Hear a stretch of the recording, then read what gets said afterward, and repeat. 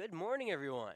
It is day 3 of the Forest Acres Classic in game number 9 here at Falcon Field. So I had to move my microphone a little bit more. I think I'd turn myself up a tad. And yeah, let's not try to have a yell into the microphone again. I feel like I've been doing that a lot this weekend. Well, what a week it's been at Forest Acres here for the 20th rendition of the Forest Acres Classic. We've had pretty much everything you can ask for and more. Great pitching, great hitting, great fielding. And we'll do it all one more time, and, at least one more time. TC Roberson will be out here tomorrow. They'll be doing it twice more. They'll be competing for a championship tomorrow as River Bluff Gators come in today in unfamiliar ground, 0-2. And, I feel like this River Bluff team's been a shoo-in for day 3. However, with just how talented this tournament is, it's not a knock on them. It just shows you how much talent's in this tournament. I said it going into the weekend. All 8 of these teams are state championship contenders at respective levels of competition, 4A, 5A, or in out-of-state, TC Roberson or Miller. I think that just proves to be true every single game. We watch every single team compete and play, and, it's incredible. Well, we should have another good one for you, folks, as the Millers, or TC Roberson, will await the winner of the other side of the bracket, the Miller School, AC Flora, Indian Land, or Lexington. Who's going to win that? It all actually concludes tonight. It depends on the combination of teams that wins. For TC Roberson, you'll have to stick around all day to figure out who you're playing tomorrow at 1 o'clock in the championship game. But these Rams have come into South Carolina, their first Forest Acres Classic, scorching hot, winning their first 2 games, knocking off the defending 4A state champions and the state champion favorites in 5A. They have done an excellent job, and Coach Phillip Heck has coached his team up yet again. The defending 3-time 4A state champions in North Carolina looks to have another chance to repeat yet again. And of course, Coach Bonnet, a state champion coach himself, looking to get one more win here in the Forest Acres Classic in his belt and get his team a win to finish off the week. This game doesn't mean anything in the standings purposes. It's just for a nice little record looker. It'll be Christian Norton versus Ashley Powell on the hill. As Rams and the Gators, for the first time ever, I believe, getting a chance to compete in Forest Acres, South Carolina, in game number 9, beginning of day 3 in the Forest Acres Classic. We'll be right back. I'll let the great Jim Stevens take over, and we'll do the national anthem momentarily. Remove your hats as we honor America with our national anthem. I thought I'd show off with this. How you doing today? Good, how are you? How are you handling all this work? Oh, man, not well. I hope Jeff's paying you a fortune. You just say loud over the microphone.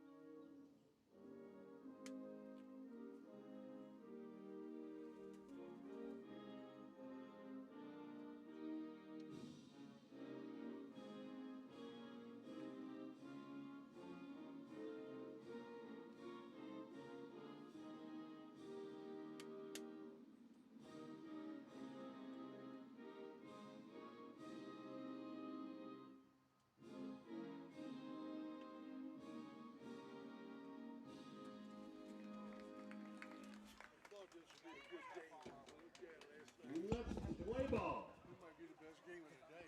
They all are good games. These are tough teams. These are great teams. If you may have heard the great dad of Jeff Rose, we call him on the stream all the time, and he's here to watch some baseball. Should be a good one. I'll put some music on in the background. I'll lower my background noise before I put it on so it's not blaring through. Maybe we'll talk about this game here again.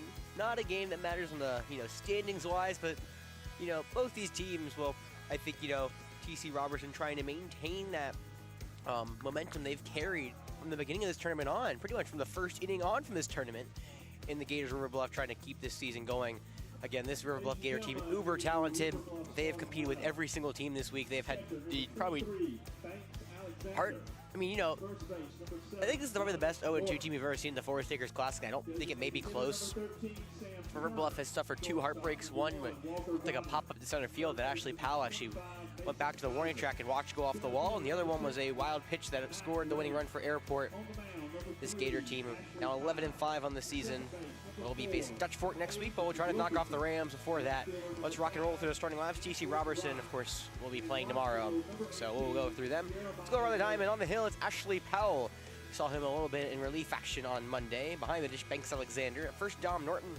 Second, Ab Wilkerson. Short, Walker Godwin. Playing third, Mason Iser. In left, it's Andrew Rye. Center, Mac Raines. Right field, Jeremiah North. Being DH'd for by Sam Turner. Real quick through the Roberson lineup, it's Chappie Smith leading off at short, batting second. The catcher, Parker Philippek, batting third. The right fielder, Holt Gaston, batting fourth. Kagan Radford, the first baseman. Fifth, Brooks Hemphill in center field, batting sixth. The DH, Dave Pastusik, batting seventh. The right fielder, Cooper Friedholm. Eighth, the third baseman, Zeke Atwater. And ninth, the second baseman, Isaac Sierra. On the hill is Christian Norton. So a great day of baseball. Day 3, Gators, Rams. It'll be Chappie Smith leading it off. The TC Roberson Rams have come into this tournament scorching hot. They can keep momentum, or will River Bluff prove why this is the most talented classic ever and knock off the team going to the championship tomorrow? The first pitch, right on right, a fastball away for ball 1.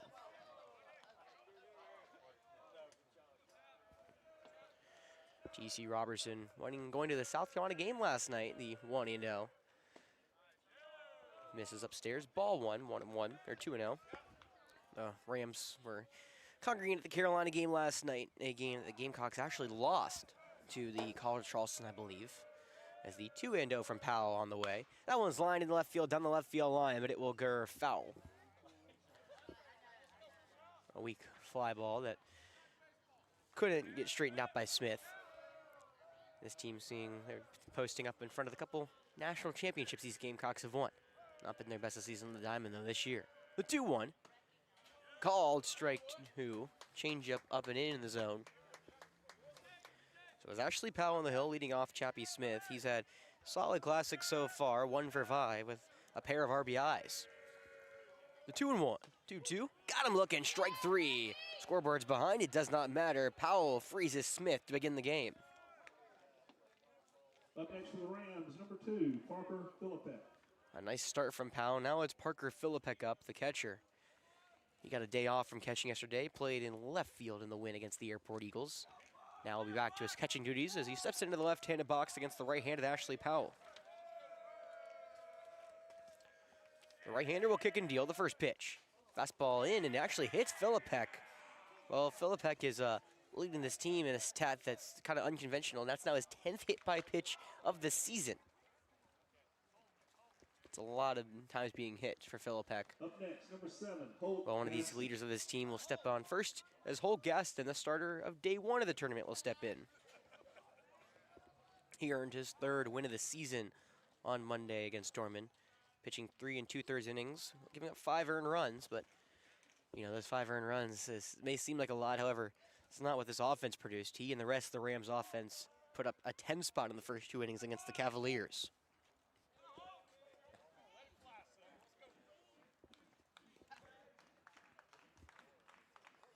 The Rams of Roberson already in the championship game tomorrow.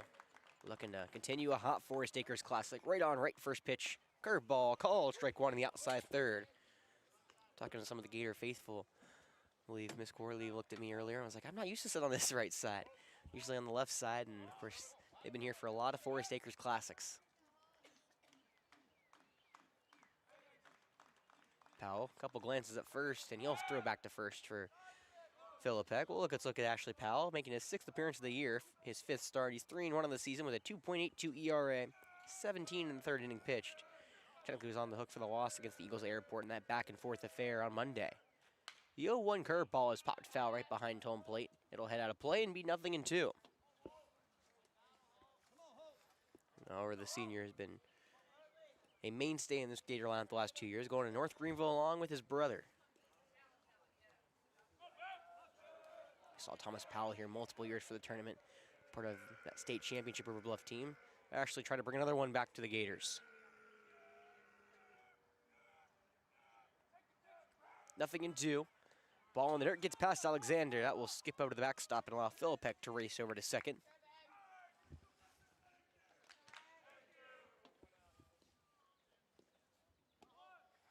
So 1 ball, 2 strikes, 1 away here in the opening frame.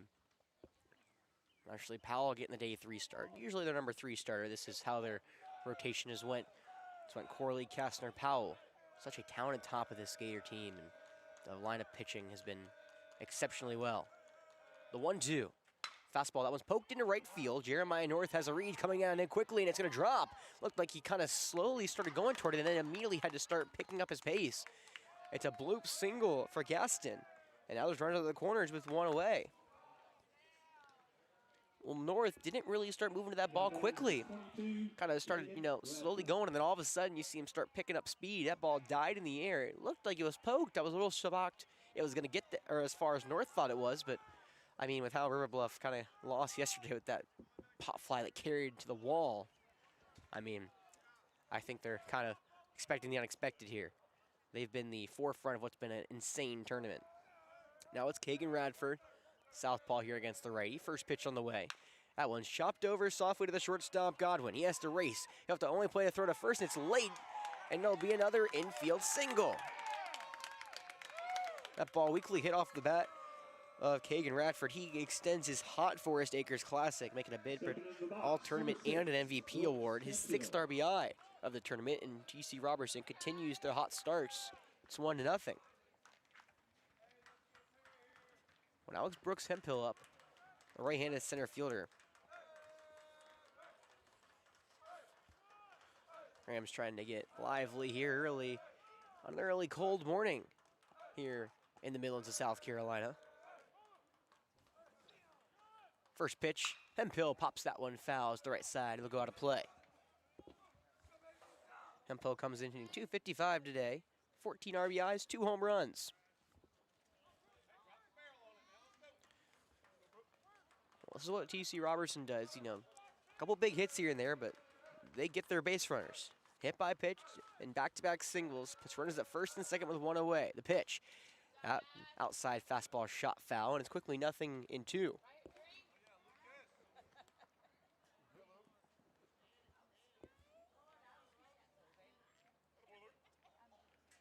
Of course, Powell has been one of those kids that have come talk to me between games in a tournament. He's gotten the early slate, so he's been, on it. Hasn't come over here yet, but the Gators, I feel like, have got kind of like one of the weirder time slots, back-to-back early games to finish the tournament, as well as I think they were the afternoon game at 4 p.m. on day 1.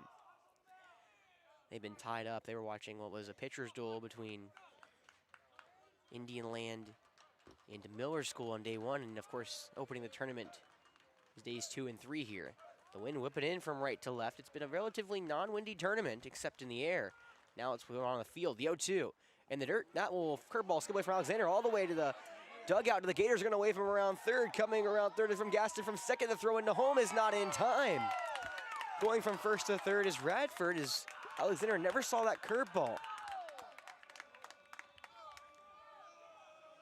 So it's now a 2-0 lead for the Rams. Curveball is spiked, and Alexander never got to pick it up. It went all the way to the Gator dugout on the right side, and Gaston came around third. It looked like Philippek was sending him all the way, but he started stuttering around third. He's like, do you really actually want me to go? And Philippek's like, yes, go home. So the Gator infield will come in now from early in this game. It's a 2-0 lead for the T.C. Roberson Rams. This is what they've done, though. They just continue to strike early. And what's so hard about coming back against these Rams is their defense is probably the best in the tournament. They may not have like this, stellar play. Pastusik may argue that yesterday after his double play yesterday. Or, of course, maybe the kick save, rather. But I don't know if that was exceptional or just, luck of the kick. But this defense exceptionally well. 1-2 from Powell. Fastball got him looking. Strike 3. Frees him on the outside edge for his second punch out here in the first.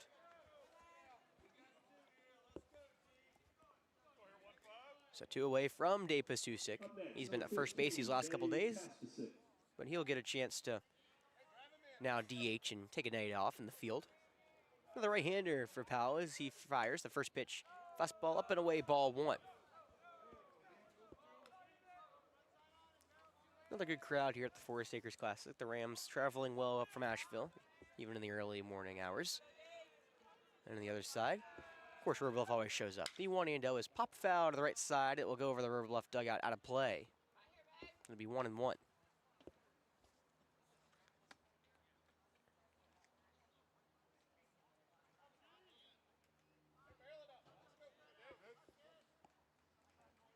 Now trying to fight his way through the first inning.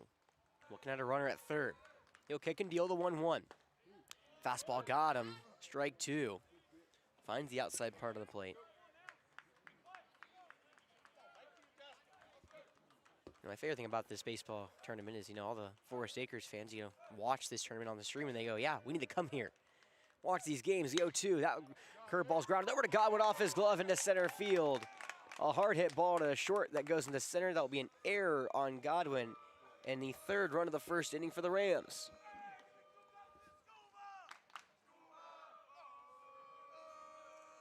Well, that will be an error, so an unearned run accounted to Ashley Powell. The Rams continue to just put the ball in play and good things happen. Well, now it's Cooper Friedholm, the 7th man in the order. He had a big-time game against Dorman earlier this week. The first pitch from the right-hander is a fastball in the left-handed box. It's ball one outside here.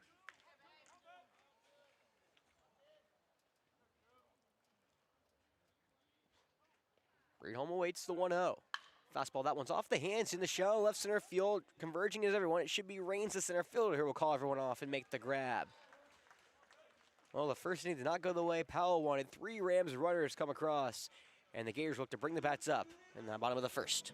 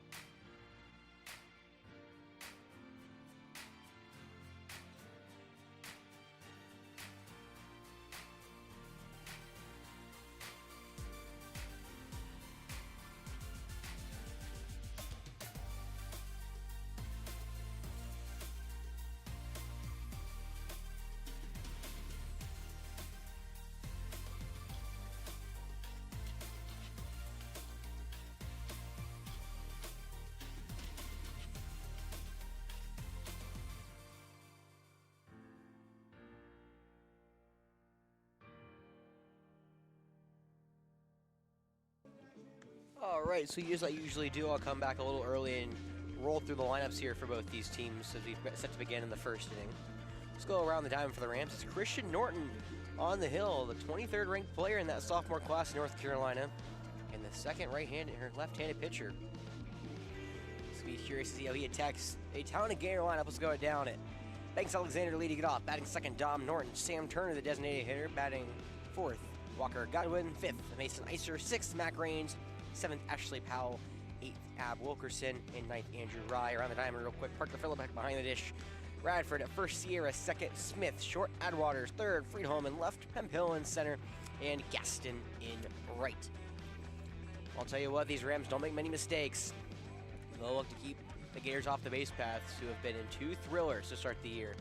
Or to start this tournament. A couple thrillers as well in the year. The 11-5 Gators will lead it off with one of the most talented sophomores this state has to offer, Banks Alexander.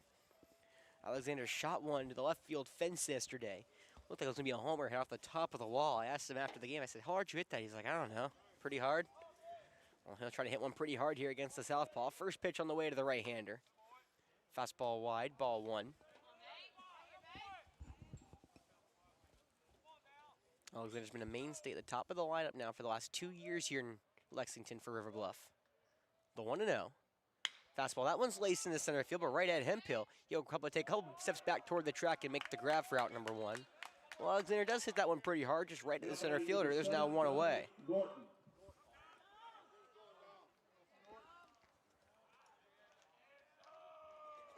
So now it's Dom Norton. Norton had a exceptionally well Forest Acres Classic here. 5 for 7, a homer, and 4 RBIs. Southpaw waits. Left on left matchup, a rare one. Norton trying to bunt for a hit, but he misses. It's called strike one low. That's because they're shifting Norton way to the right. They have the second baseman Sierra in the hole, the shortstop Smith up the middle, and the only man on the left side's Atwaters. The 0-1. Norton looking to bunt again. It's a changeup skipped in for ball one.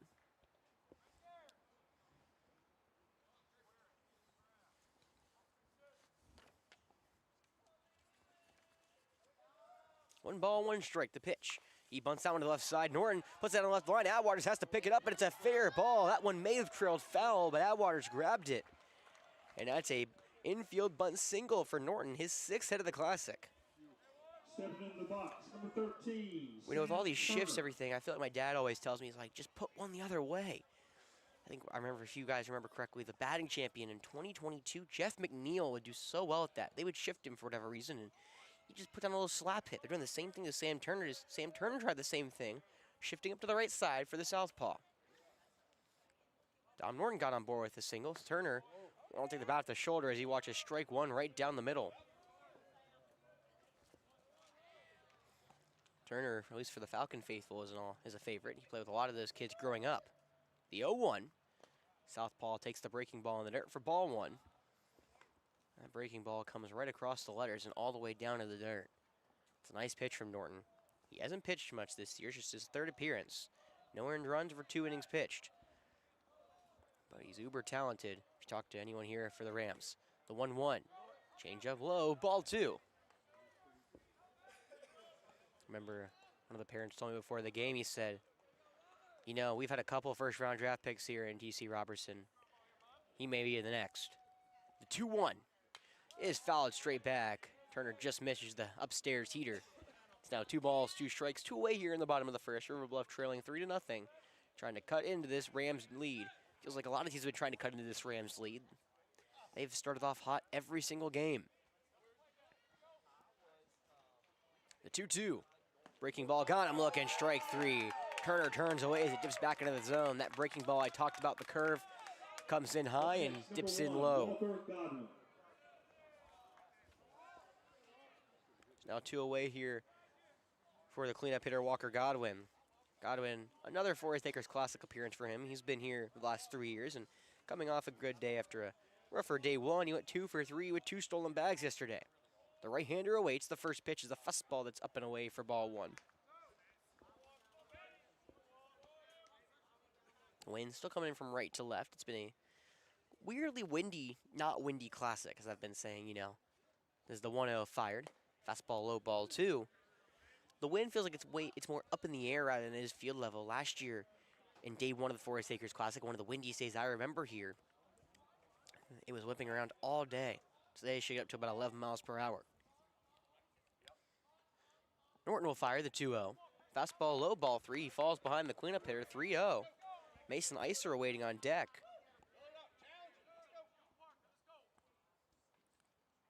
DC Roberson got on base with a hit by pitch and an error, and they're trying to do the same River Bluff is, but Norton's not quite says I'm done yet. The 3-0 is a changeup that paints the outside part of the plate. It's 3-1. Norton over at first, not a big stolen base threat, has a pretty small lead against the southpaw. Norton fires home, the pitch is fouled back, and after falling behind 3-0, it'll be a full count incoming to Walker Godwin. This will allow Norton to be in motion. So the Rams outfield a little shaded to the left here. Infield playing back against Godwin.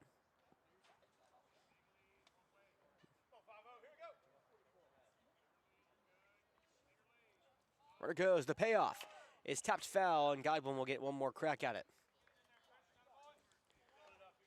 Well, Godwin last year hit .330 as a junior, 1 homer and 21 RBIs. A little slower start for the senior, hitting .273 with 5 RBIs, but he's starting to pick up the pace here as the season's starting to wind down, going to Spartanburg Methodist next fall.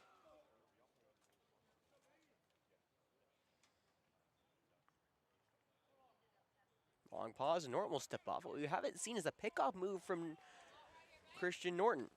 You know, of course, a lot of pickoffs have been in this tournament. I feel like we keep seeing the first baseman and pitcher play pepper a lot of the time, but no one yet. None here. The pitch to home is popped to the right side. It will go down that right field line and curve foul. And Norton, who was racing around second, will be forced to drop back to first. Well, on deck for you today, it's a wild set of games. The first of three is Miller and Lexington, a rematch of their classic last year. That'll be to decide for whoever plays tomorrow, and whoever wins that will determine who plays in the other side. Flora, Indian Land tonight. In the middle of that, Dorman and Airport. The payoff. Fastball, that one's flown to the right side on the right field line. Run for Gaston, who is tracking it but runs out of room. It'll hit the Gator bullpen. Walker Godwin putting together an exceptional at-bat. Norton's now thrown 3 pitches that Godwin's fouled off in a row. This will be the 9th pitch of the at-bat. And only his 19th pitch of the first inning, so Godwin really raising the pitch count here, the young sophomore. The payoff on the way. It's a fastball that goes to the backstop after a battle. Godwin will win it. And an exceptional at-bat for the senior. He knocked the head off the ball. Yeah, he threw it a little too hard. Well, now it's going to be Parker Philippek again. Philippek's been such an important piece to this Rams team the last couple of years. He'll come out and talk to his pitcher behind the dish, and the home plate umpire says that's enough time. Sorry, got to put you. Of course, Jeffers' dad's in front of me. We call him on the stream all the time. He always tells us to make sure the quality's good, audio sounds good. He's here to watch an early baseball on day number 3. Well, now it's the left-handed Mason Iser. 2 on, 2 away here in the bottom of the first. Walker Godwin worked a 9-pitch walk. He's at first. Dom Norton at second for the southpaw. First pitch on the way. Fastball, I guess, misses low for ball 1. That looked slotted in nicely in the inner third, but does not. And Philippek will go out and talk again. Well, yeah, it's only 1 per inning.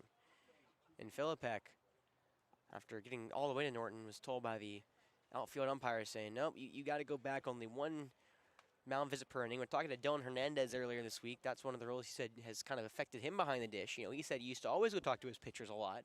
Now, he's not allowed to. Only, well, 1 time an inning he's allowed to. The 1-0. Call, strike 1. Looked like a changeup that found the heart of the zone. Iser wanted to go around, but didn't.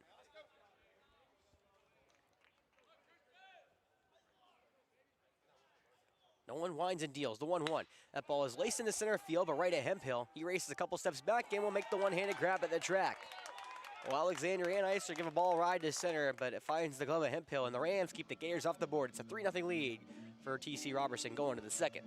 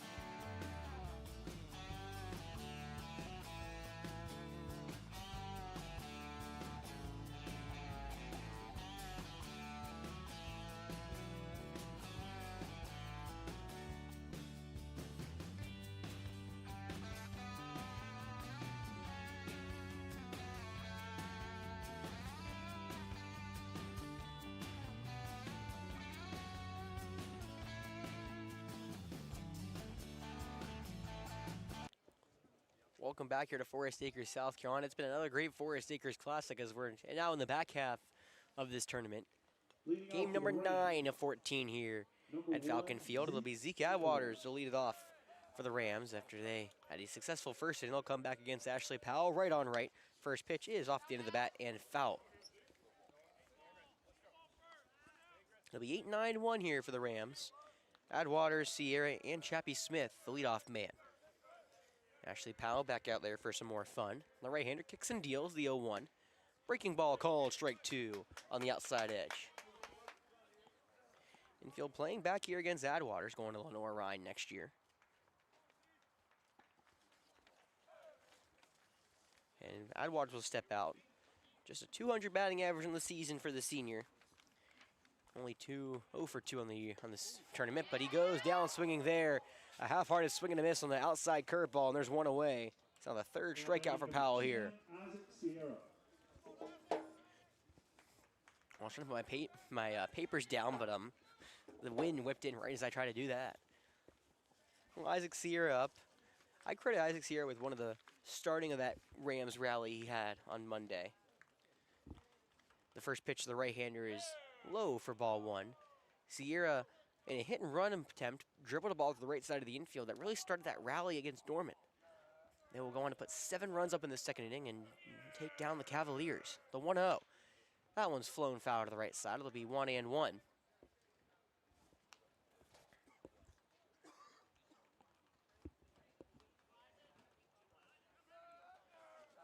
Can Sierra start a rally here in the second yet again. The 1-1. He squares around the bunt, puts it down to the left side. Gonna be a tough play. Iser, the third baseman, gloves it. The throw into first is not gonna be made. Iser will eat it. And an infield single for the 9-hole Sierra. Well, we saw the Gators at the bottom of the first with Dom Norton. This time, it was the 9-hole Isaac Sierra hit bunting for a single. Iser made a good fielding play. We've seen some great plays from the third baseman this tournament, but was not able to throw out Sierra, who will now stand at first, and it's the top of the order, back to Chappie Smith. Right on right, runner at first. Sierra starts creeping off the bag, and Powell immediately checks on him. Well, Smith led off this game with a strikeout looking. It's just his 6th strikeout of the season. Powell calmly kicks and deals the first pitch. Curveball called, strike 1. You know, you don't see too often, but a first pitch curveball throws the rhythm of the at-bat for the hitter off. You know, usually expect to be a change-up fastball first pitch. All of a sudden, the big old breaking ball comes through the heart of the plate. And immediately you're behind 0-1 and you haven't seen the heater. You're immediately guessing what's next.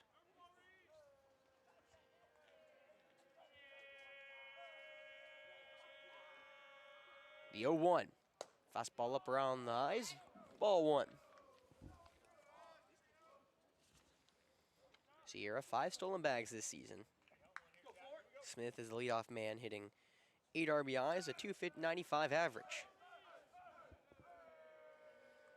1 ball, 1 strike.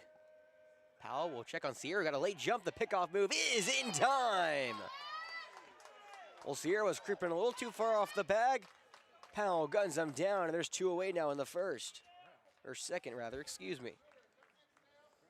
Nice pitch from Ashley Powell. That was a strike to the first baseman. Norton laid the tag, and Sierra goes off the base pass. Will return to the bat. 1 ball, 1 strike.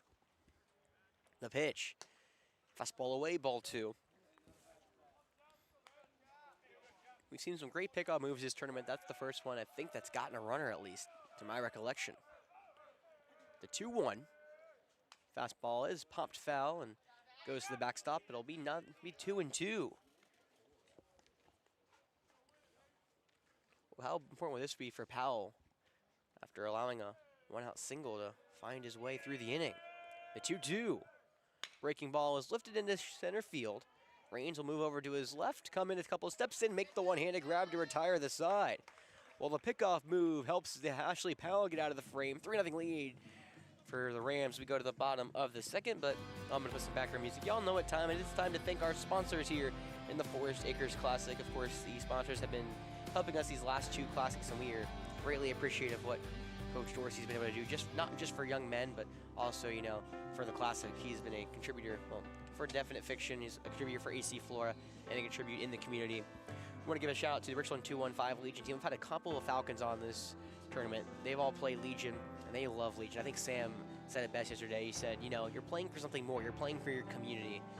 And that was what he said. He took more, you know, most out of Legion ball. He said Coach Dorsey's a great contributor to that. He said he loves baseball and he loves coaching it. I mean, I don't know who you want to be coached by more.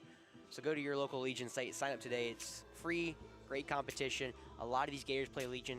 I was told by Coach Dorsey, this is the teams from Asheville. A lot of the Asheville Legion teams are very good. That's where our regional was for the South after the state champion 215 went on to nationals.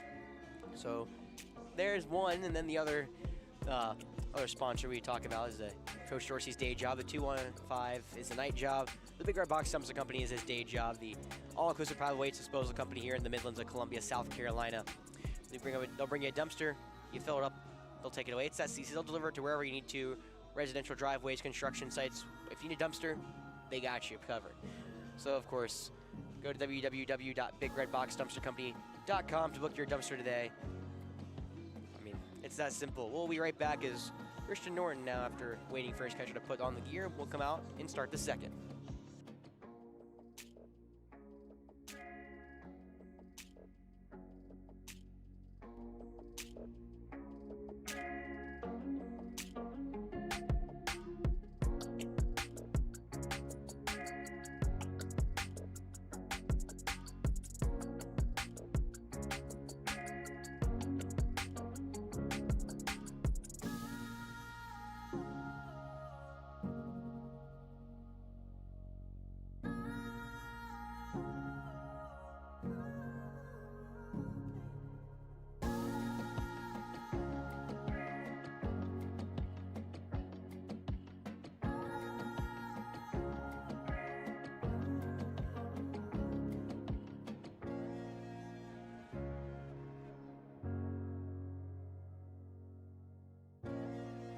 Leading off for the Gators, number Welcome 6, back to Falcon Field.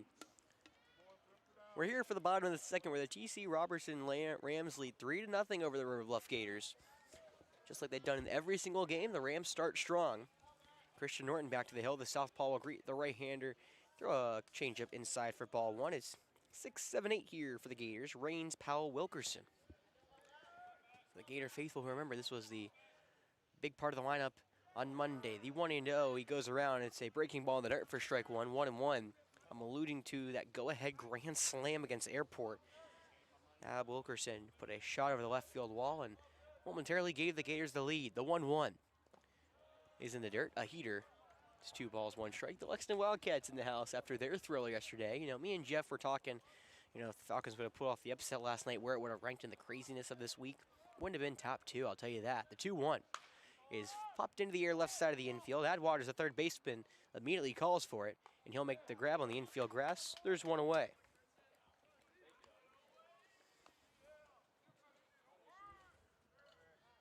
Up next for River Bluff, number 3, Ashley Powell. And now going in that, I think the first and second of the craziness is the go-ahead grand slam, and then, of course, Lexington scoring 7 in the bottom of the 7th to walk off Indian Land. Crazy day at the tournament. Well, now it's Ashley Powell who's having a successful tournament so far. 3 for 7. First pitch to the right-handed pitcher is in the dirt, ball 1. Jeff Rose said yesterday, my favorite thing is the pitcher helping himself out. Can Powell help himself out? The Gators in a 3-0 hole in the bottom of the second. The 1-0 is popped into the air, this time right side. It's in foul ground. Radford, the first baseman's got to read. He'll come back and make the play on the right field line just behind the first base bag. There's 2 away. Now batting number 4, A. Wilkerson. So Ab Wilkerson up. He had the big-time hit on Monday. It looked like he's about to be pitch hit for, and then comes out to hit. First pitch he sees, he crushes over the left field wall. His first River Bluff homer. Now he steps in with 2 away and nobody on. The right-hander, first pitch to him is a fastball that finds the dirt for ball 1.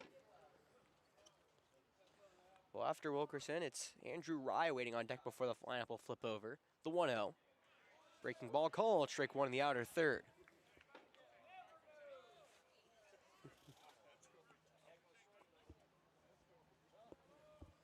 Still a little cold this morning, the 1-1.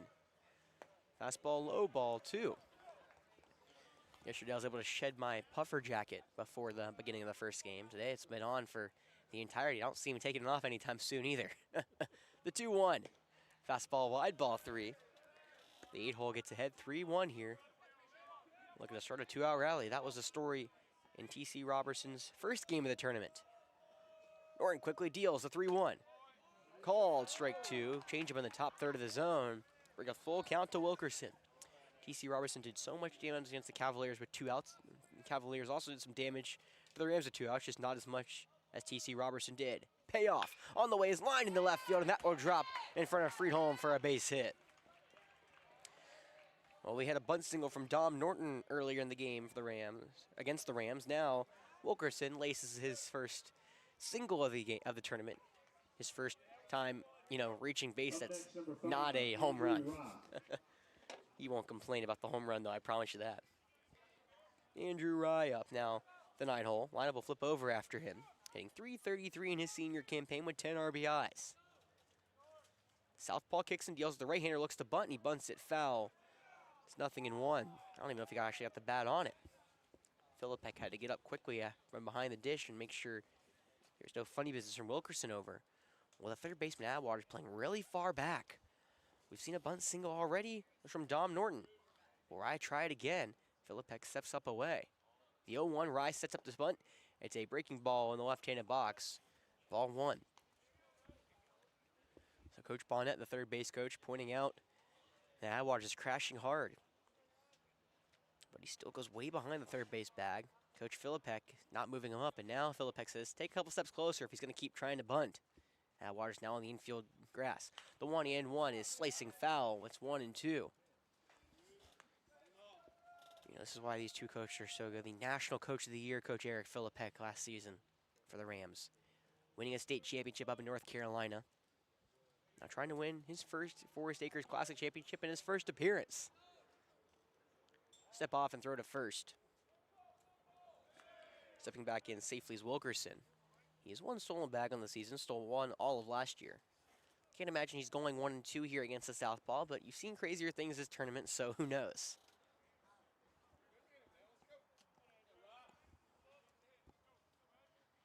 1 ball, 2 strikes, 2 away here in the bottom of the second. Runner does go. The pitch. Fastball wide. Ball 2. The throw into second is offline. It's a nice tag from Sierra, who came across the bag. Had to dive back for the tag, but it is Wilkerson's second stolen bag of the season. That's why I know. I told you, you've seen crazier things. I wouldn't expect him to go, but I wonder if the lack of pickoffs at first. Norton's not really checking over there at first too much, and Wilkerson got a good jump. First runner of the game for the Gators, standing on second. 2 balls, 2 strikes to the 9-hole. The pitch. Fastball wide, ball 3. Well, first base is open, but it brings up the most dangerous bat in the Gator order in Banks Alexander. Is there a way to bring him up for the Gators? The payoff on the way. That one's golfed into left center field. Hemphill coming in. Center fielder's got to read him. Will make the grab with his sunglasses staring into the sun for out number 3. Well, the Gators threaten again, but cannot push any runs across. A 3-0 lead for TC Roberson going to the third.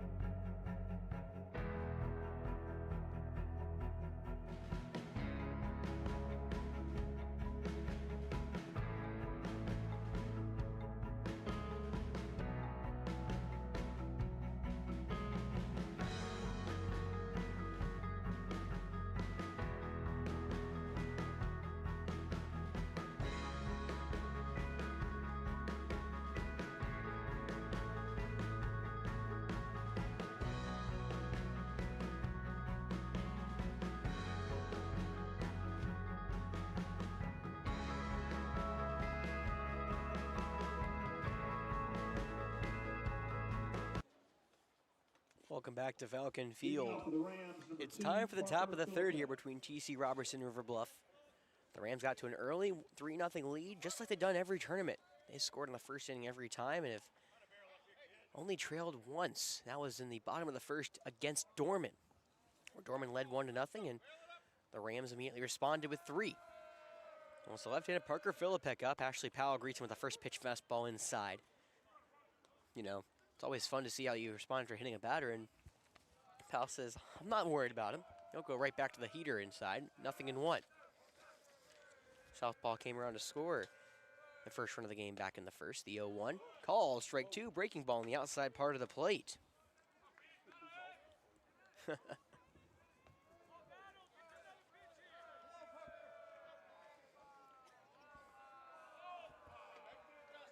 Philippek awakes. The right-hander going to North Greenville. Will wind up and throw. The 0-2 is popped over the netting here in Falcon Field. It'll go back to the forestry. Last year, Powell had a 4.20 ERA. This year, a 2.82. His senior campaign off to a very good start here for River Bluff, but he has higher intentions than his ERA. The Gators winning a state championship back in 2023. That's his goal. The 0-2. Change up and away. The first ball on the at-bat. Well, Powell's been keeping his pitch count relatively low so far. We're in the top of the third. It's a 1-2 count. 44 pitches for Powell.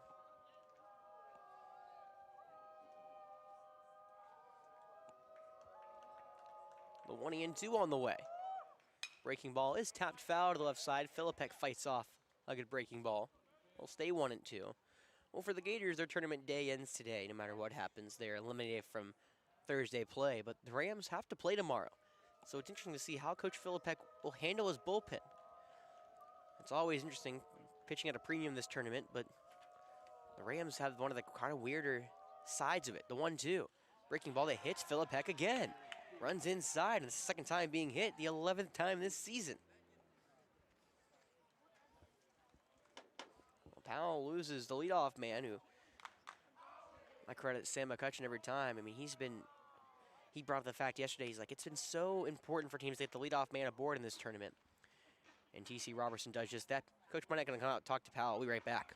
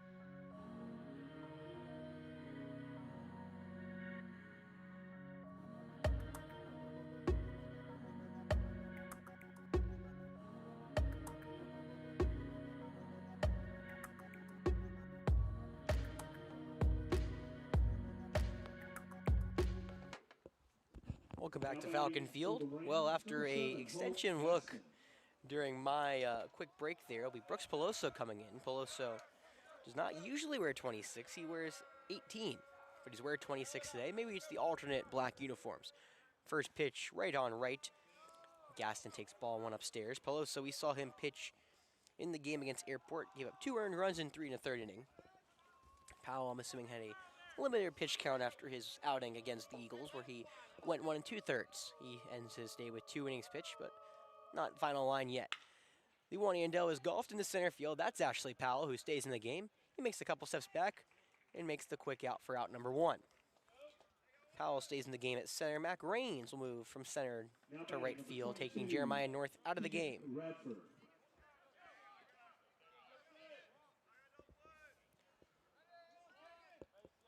Well, 2 pitches, 1 out for Peloso. Now it'll be Keegan Radford.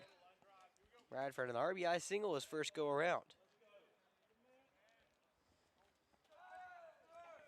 The first southpaw Peloso will face this morning. First pitch is taken inside, a curveball for ball 1. Not 11 o'clock quite yet. These earlier times, harder for me to wake up from, but they do make the days go by a little quicker, I feel like. Your day started strong. The 1-0. Curveball, that one finds the zone. Strike 1. Breaks across the heart of the plate. Well, Peloso now a 3.00 ERA over 14 innings pitched. Giving up 10 hits and 6 earned runs. 1 ball, 1 strike, 1 away here in the top of the 3rd. Pick off back to first, not in time. It's Philippek over at first.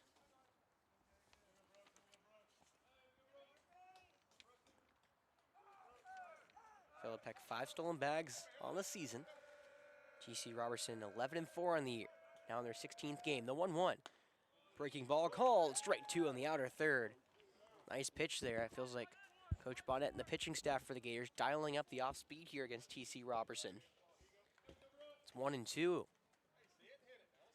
Rams have a 3-0 lead, looking to add to it. Gators in their alternate blacks. Pick off to first, not in time. T.C. Roberson in their alternate goldish, late yellow gold colors, I think it's my least favorite of the Roberson uniforms. However, it's kind of hard to say that because I really do like the other 2. So I'm like, it's not like the tells the whole story. They're still nice uniforms. The 1-2. Breaking ball wide, ball 2. And on the other side, I really do like an all black alternate. Maybe not all black, but these are very nice uniforms from the Gators. I think my favorites probably are their traditional greens, but this is a nice change of pace from Bluff. We saw them wear these last year as well. The 2-2 from Peloso. Swung through and missed. A changeup gets by Radford, and there's 2 away. It's the first strikeout for Peloso in his outing, and the second out of the inning. Now batting number 6. Now Brooks Hempu went down looking his first go around against Ashley Powell. Powell gave up 3 hits, struck out 3, and hit technically 1 batter twice. Parker Philippek has given up 2 earned runs as of now, but there's another one attached to him if he does come around at first. Peloso will immediately read my mind and go pick off at first. Powell got the first pick off of the tournament back in the 2nd. He was able to get Sierra off the first base bag. This time it's Philippek at first. Not a terribly big lead for the catcher. First pitch to Hemphill. Called, strike 1. A curveball paints the outside part of the zone. I remember I was talking to Tyler, I believe it was game 3 yesterday, and the pitcher for the Falcons. I was like, yeah, it's hard for me to pick up a lot of motion out of the hand. He's like, yeah, I can tell. When you're offset a little bit like we are, you can kind of see where the camera is. I'm a little to the left of that. It's kind of hard to see the movement unless it's stark movement. That was stark movement. The 0-1 swung through and missed. Elevated fastball, and it's now 1-2. Peloso, I don't think he's trying to pitch that hard this tournament. Dials it up there and is now 1 pitch from getting out of the inning here.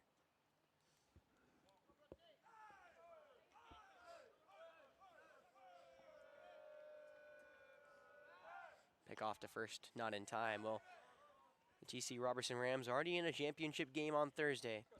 They'll face the winner of the other side of the bracket, which all depends on who wins today. It can be any one of the 4 teams. So I'm assuming the Rams will be staking around here a lot of the day. They came and watched the entirety of this Airport River Bluff game on Monday. Trying to win one here, the 0-2. Breaking ball swung through and missed. Dips out of the zone. And Peloso, back-to-back punch-outs, ends the Rams here in the top of the third. They'll definitely trail by 3 as we go to the bottom of the third, looking to bring up some of the hitters.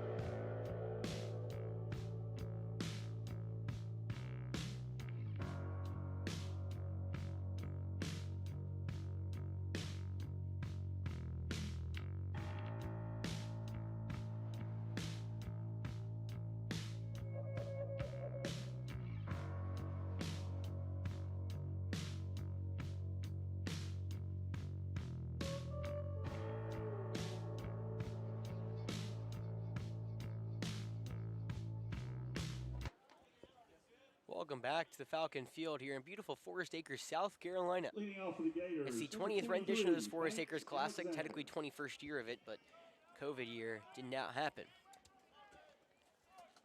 Well, Banks Alexander leads off. It'll be the second time through the order for Norton. Curious to see how the Southpaw responds. I've been talking this whole tournament about how hard it is to go to the second time in the order. We've seen these good hitters attack pitchers when that happens. Palmer Hornick notably yesterday. First time to Banks Alexander. Round 2 is called strike 1.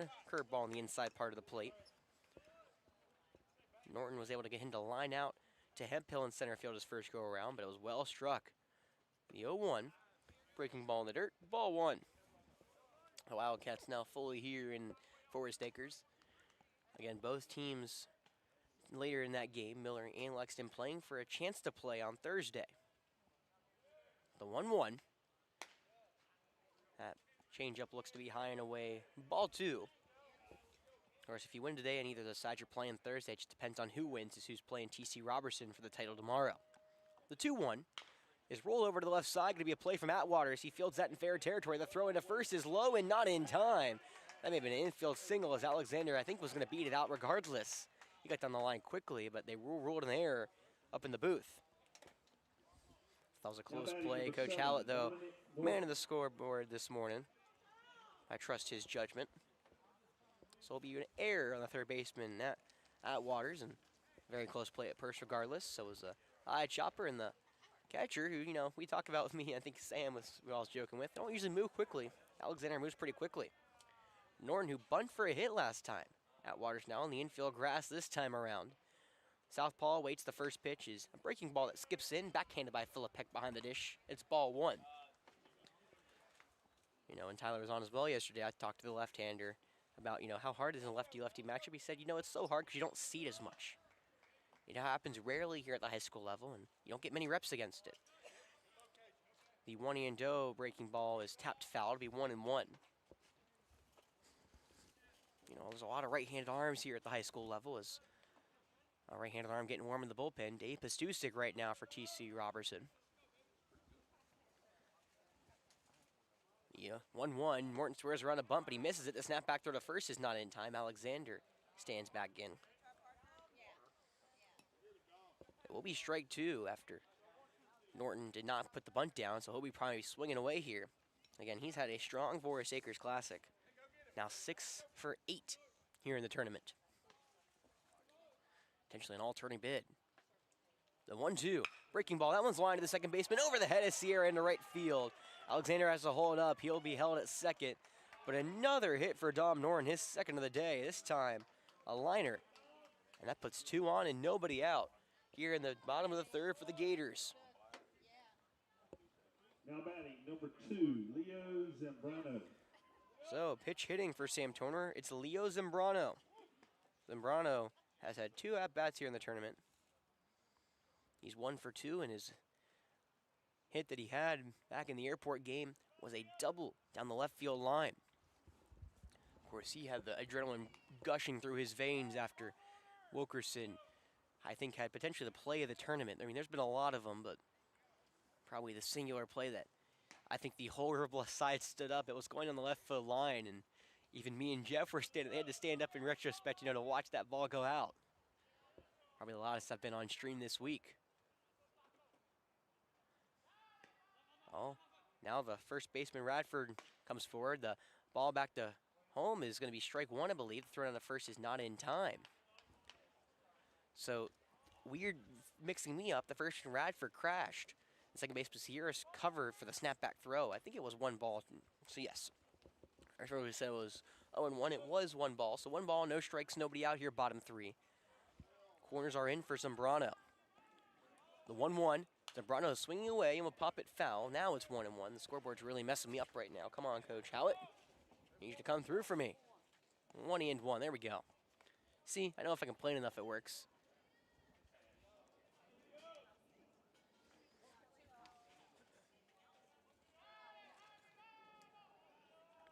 One, the pitch. Curve ball upstairs, ball two. Zambrano hits 2 for 6 runners in scoring position. For reference, he's 4 for 11 on the season. Well, River Bluff has put some runners at second in back-to-back innings, but has yet to produce a run out of it. Seems to be their best chance with the heart of the order up against what's been a game Norton so far. But the young sophomore should have to try to labor through this inning. Awaiting's Walker Godwin, the dangerous cleanup hitter, before Mason Iser is after him. Feels like everyone's going somewhere here on this River Bluff team. Just a bunch of seniors that are well coached and play well. 2-1. Breaking ball in the dirt, ball 3. Zambrano jumps ahead, 3-1. He hasn't recorded a walk this season. Feels like the biggest chance.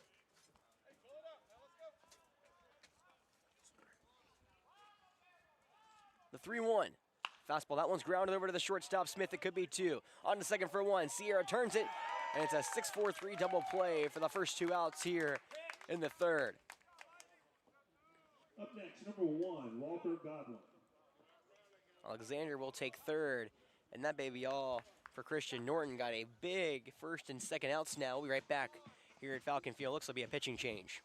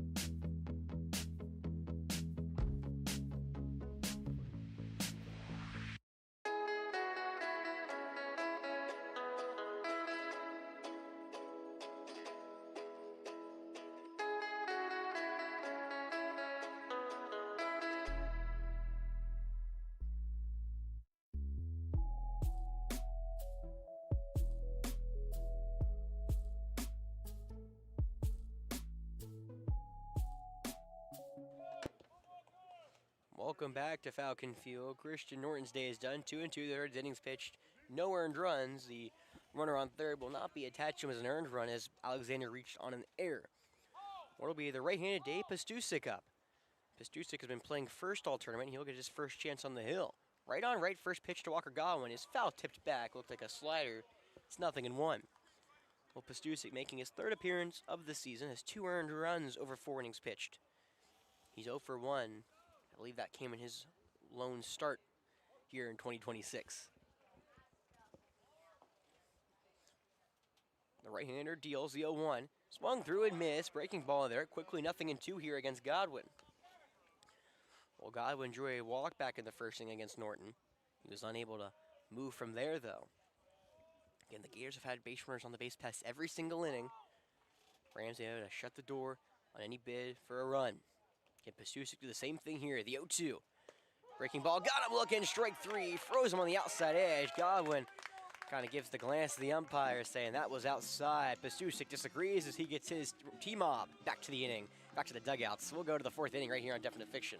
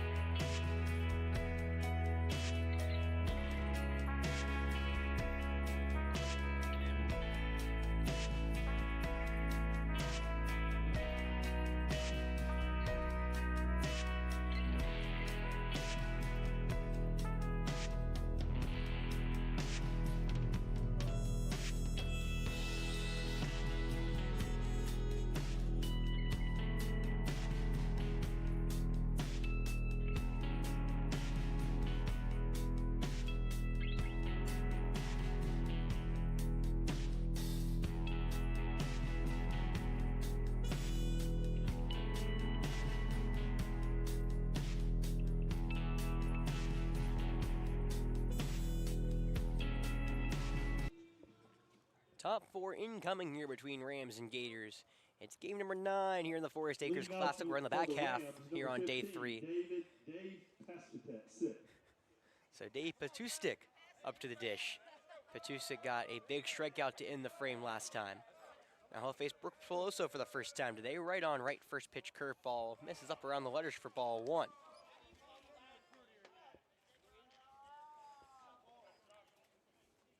We know. Going back to day 1, right as the start of the tournament. As before that, the 1-0 from Peloso. That one's lined over to the second baseman. Wilkerson fields it on the hop. Throwing to first is in time. There's 1 away. Well, I was, going down to get the lineups from Coach Philippek and Coach Jolly here in game 1 of the tournament. And I got stopped by our PA. He said, by the way, it's Roberson, not Roberson. This tournament doing me no favors either with the ace for Indian Land being Liam Roberson. But it's TC Roberson. So, which makes a lot more sense, after I do all these prep work, I found the TC Roberson Twitter, of course. That's just how that works, I feel like. A bunt attempt shown, called strike 1. Cooper Friedholm standing in there now, the right-on-right action.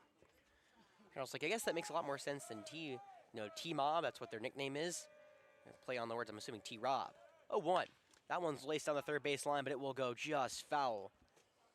Icer would have no chance on that one as Friedholm got ahead of the curveball. It's 0-2. See, I've been mixing them up all week. I think I've been pretty good today, though. Again, when you call a pitcher for 5 innings and you keep calling him Roberson, going back to Roberson's not easy. Call Roberson later tonight as well. The 0-2. That pitch is pop foul. Friedholm defensively fights it off, and he'll get another 0-2. Of course, that T-Mob over there in the bullpen in the dugout will be playing tomorrow as well. They have punched their ticket to the Thursday game and a championship appearance at that. Did 0-2 on the way. That one's line in the left field. The curveball got lifted just over the shortstop Godwin's head. That ball floated in the air for just a second longer. If Godwin was a step farther back, it would be an out. Instead, it's a one-out single. Now batting number 1, Zeke Atwater. So now Zeke Atwater's up again. He struck out swinging back against Ashley Powell. He'll get Brooks Peloso for the first time. Right-hander looking for his first hit of the tournament. Got Friedholm over at first to throw him back. T.C. Roberson, their innings feel like they snowball. If Roberson pushes one across, you can feel like more are coming. Can the Rams strike here again in the 4th? The first pitch, breaking ball called, strike one, freezing Atwater as it finds the inside part of the plate. Peloso's being asked to put some big innings up here in this tournament. 3 1/3 on Monday, now is into his second inning of work here against the T.C. Roberson Rams. Pickoff back at first. Not in time. We've already seen a pickoff work today. Isaac Sierra, who's waiting on deck, was picked off at first by Ashley Powell back in the second. Wind now coming from left to right across the diamond. The pickoff to first got him leaning in. That will be another pickoff. Friedholm leans the other way. Peloso has his best move yet. And it's another pickoff at first, this time for the second out in the 4th.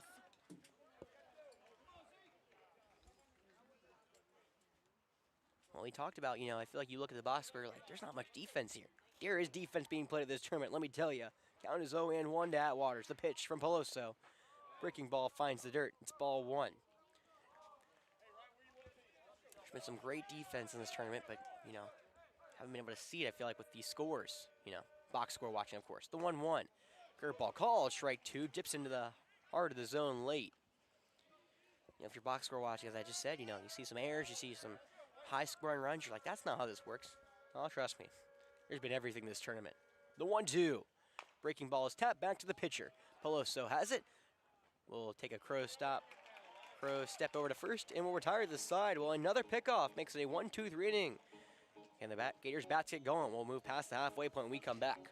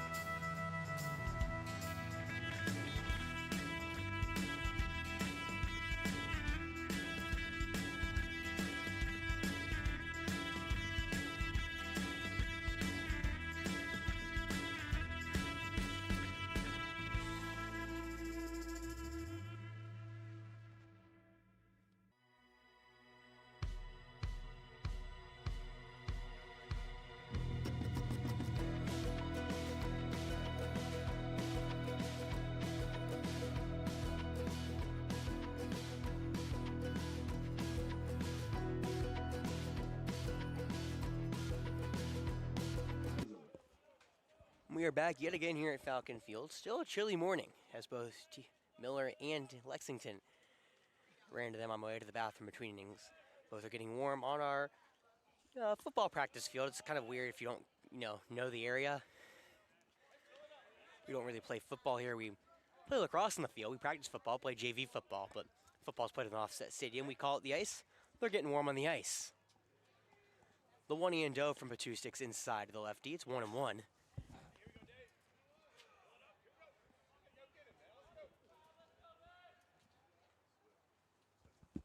Or, excuse me, 2-0 now the count.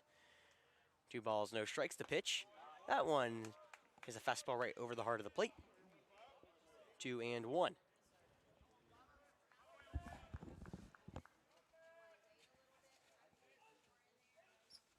The 2-1 pitch. Called strike 2, paints the inner third. And Pastusik, after falling behind 0-2, is now battled back. The 2-2 count here to the leadoff man, Mason Iser. Bluff looking for their first run of the game. Will bring up 5, 6, 7 in the inning. 2 from Pastusik on the way. Fastball inside, almost off the foot of Iser. Instead, it'll be a full count pitch. Of course, this game technically doesn't mean anything in the standings. It's just a kind of a looker for the record at the end of the year. But for these two teams, I think it's a lot about momentum moving into the either back half of your season or tomorrow for TC Roberson. The payoff. Swung through and may has changed him in the dirt. Philip Peck has to pick it up and throw it down to first for out number 1. Up next, number 6, Matt Raines. Dave Pastusik, back-to-back strikeouts to begin his day. He struck out Godwin looking and strikes out Iser swinging. Now it's Mac Raines, the center fielder, who popped out to the third baseman Atwaters his first go around.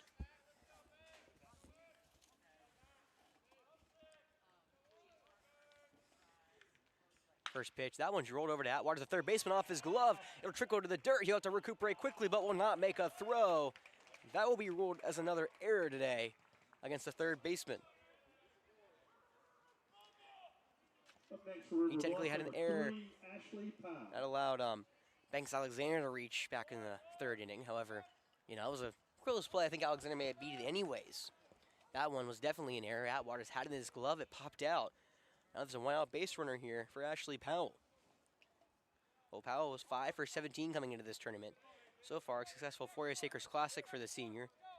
Now just 3 for 8 to the dish. He popped out to the first baseman his first time around and watched the changeup hit the dirt for ball 1. That allows Raines to go down to second.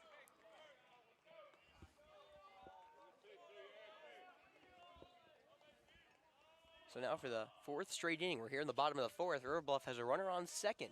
Has yet to push any run across. They trail 3-0 here against the Rams at TC Roberson. The 1-0. Fastball that's chopped back up the middle over Pastusik. The shortstop Smith has to field it. The quick throw to first is not in. No, it is in time. Wow. It looked like Powell may have beat that one out. However, the throw beats Powell by maybe half a step, probably less. Very close at first. Mac Raines now moves to third. It'll be Ab Wilkerson. He has a single today. Now there's 2 outs and a runner on third yet again for Bluff, just like the last inning. It's a very close play between Smith and Powell. It goes in favor of the Rams. Now the first pitch to the right hander. That's a wall in the left-hand box, gets to the backstop. Philip Peck will pounce on it, but not in time. The first run of the game will score off of a wild pitch. We got to start somewhere for the Gators. They finally push a run across here against the Rams pitching staff, and right on cue, Coach Philip Peck will come out and talk to Pastusik. It's the second wild pitch of the inning. And now, River Bluff may have some offense going. We'll see if they have any when we come back.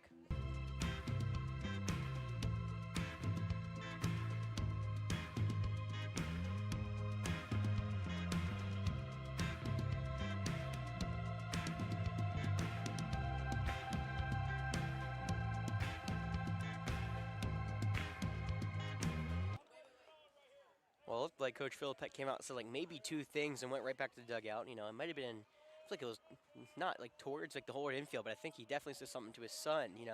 We talk about Coach's kid. I feel like Parker may have it a little rougher with being Eric Philip Peck being your dad. The one he knows, call strike 1. change up on the inside part of the plate. You know, coach's kid narrative gets a bad rep, but I feel like for Philippek, it may not be as fun because, you know, your dad being such a successful player, he's got some things to say and make sure he wants things done his way.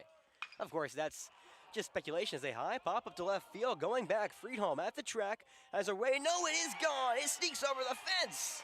Ab Wilkerson, having not a homer this season, has 2 on the tournament. It looked like Friedholm was going to have a play. He jumped and couldn't rob it.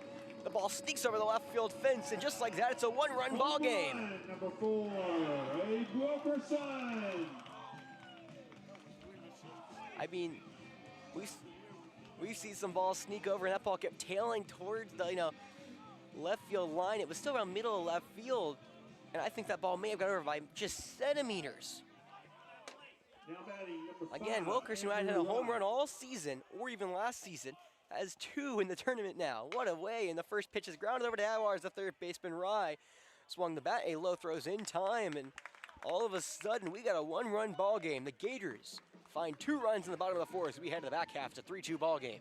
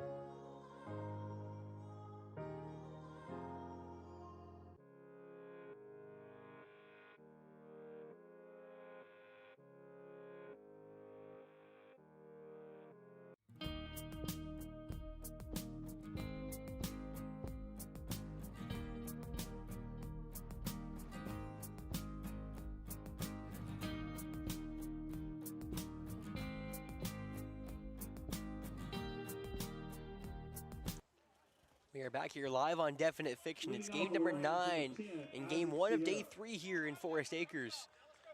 Well, the TC Roberson Rams have led from the get-go. They lead at 3-0.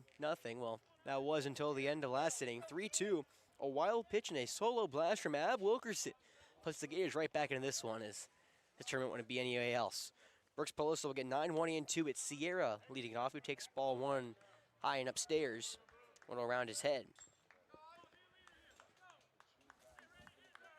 That ball's just snuck over. I was being told the wind was really blowing out during that homer as the 1-0 fastball finds the low part of the zone. 1-1. When just snuck the ball over. Looked like Friedholm was going to have a play. He jumped and couldn't make it. The 1-1.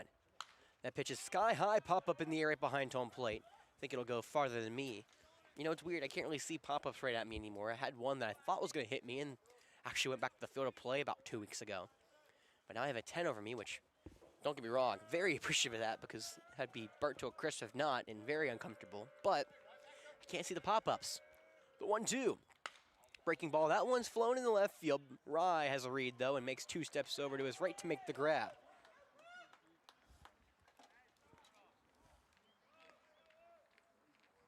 Now batting number 4, Chappie Smith. Well, it's Chappie Smith up. The leadoff man will see Peloso for the first time today. He's 0 for 2 with a fly-out and a strikeout. Those are both against Powell. Right on right. First pitch from Peloso. Breaking ball misses wide. Ball 1. Well, after Peloso, it's Philippek, and those are the last 2 teams that, or not, after Smith, it's Philippek, Peloso on the hill.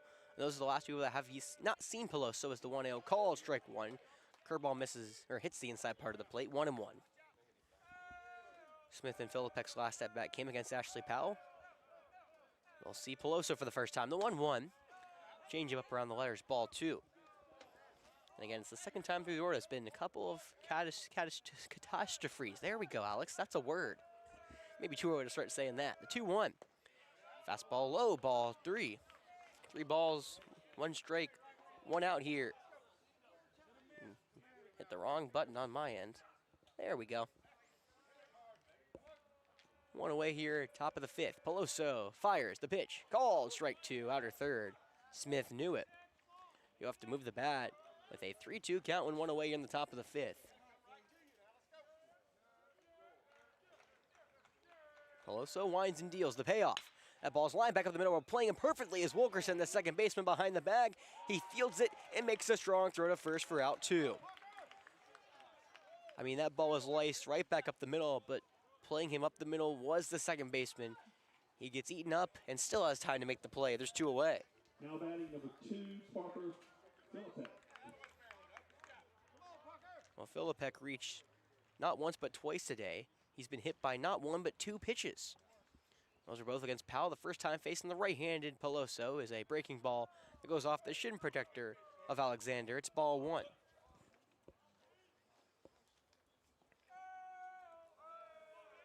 Still another chilly morning here. Again, it was warmer yesterday. It was still a little cooler on Monday. The 1-0. Breaking ball wide, ball 2.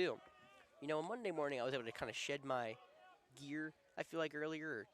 You know, I don't think I brought the puffer jacket, but I had a pullover. I had that pullover on today, but I haven't been able to shed the puffer, the 2-0. Called, strike 1, fastball low inner third.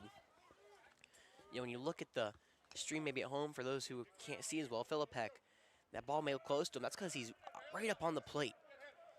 So even though he may have turned, it may have looked way too hard to hit, it's because he's there. The 2-1, called, strike 2. Fastball on the outside edge. Of course, the counteractive to that is Philippek can really cover the outside part of the plate when the pitchers decide to go there, which is, you talk to a lot of pitchers, that's where they like throwing.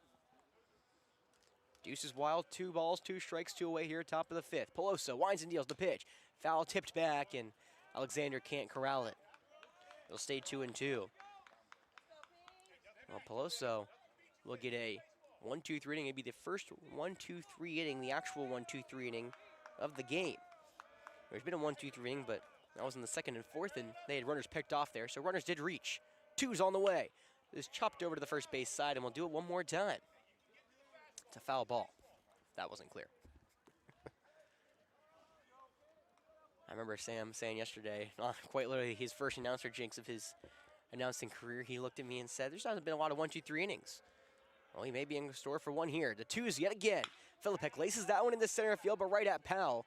He'll make 2 steps back and make the one-handed grab to retire the side. 3 up, 3 down. The Gators have put a lot of zeros on the scoreboard on the defensive end. Can they put up a number on their side? We'll see if we come back.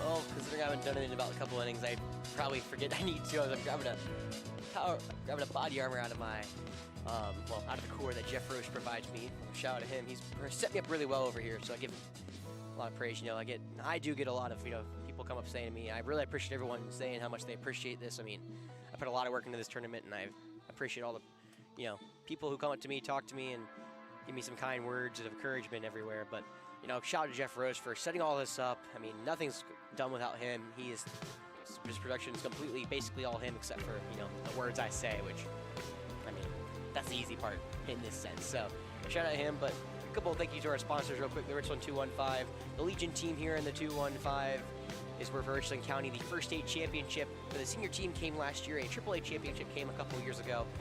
And why to play Legion? Well, it's free first and foremost. Great competition in the state. A lot of Falcons play Legion. You should play Legion. I mean, I feel like I'm running out of words to say. It's just so easy. And looks like an offensive substitution there. I'll have to get that in 1 second. But again, play Legion. Coach Dorsey, you know, he's been here all tournament. He loves baseball. I actually was supposed to have him on last night. And I looked at him after the game. I said, I found you, Coach. I'm like, why didn't you come on? He's like, I'll be honest, Alex. I'm a fan. This is awesome. He's like, I am in tune to every single game. I wouldn't be surprised if he's somewhere running around here right now. So play Legion for him. And of course, his day job, the Big Red Box Dumpster Company, an all-inclusive private waste disposal company.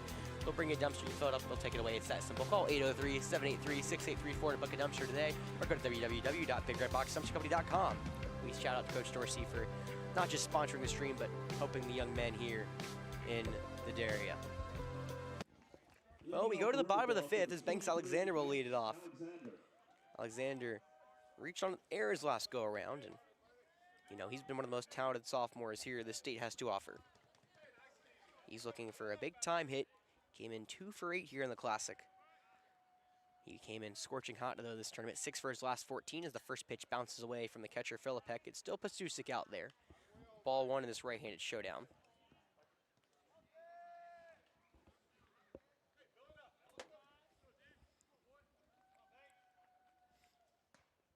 So 1-0, the pitch. Fastball that hits Alexander. He'll toss the bat, and the tying runner's aboard with nobody out.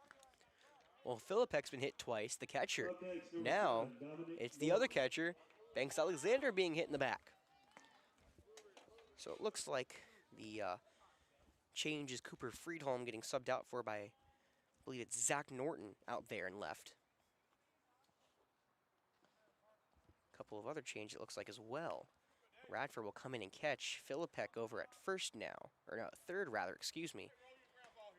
And Beckett Lynn making his Forest Acres Classic debut. First pitch, fastball up and away, ball 1 to the southpaw. So a couple of defensive substitutions there while I was reading some ads that, of course, not doing my job apparently well enough.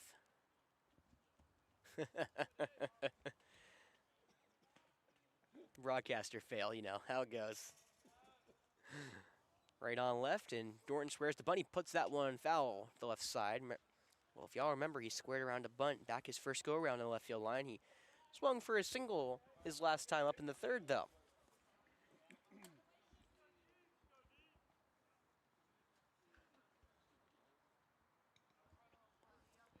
Well, Filipek, who has really impressed me, I think the most thing impressive is his reaction time. He's at 3rd waiting for the bunt. The 1-1 is a changeup away. Ball 2. Everything else has stayed the same defensively, so it's, again, Lind at first, Radford behind the dish, Filipek at 3rd, and Zach Norton left. Another arm getting loose for the Rams. 2-1 from Pastusik. Runner goes. The pitch is fouled back. No, was it swung and missed? Yes, it was missed. It looked like it was going to be fouled back with it getting by Radford, but the swing and miss must have affected the vision of Radford. The runner will take second as Alexander. Count is 2-2 now. So that may just go down to the pass ball with, you know, I don't think it even hit the glove of Radford. It wasn't a bad pitch. Obviously, a swing and a miss, you know, it wasn't behind him or anything. But now Norton falls behind 0-2, and can he deliver in the clutch? He's been great this tournament. Now 7 hits, maybe number 8 on the way. The pitch. 2-2 just misses away, ball 3. Game of inches. First base is open for Norton. 3-2 count, nobody gone here in the bottom of the 5th.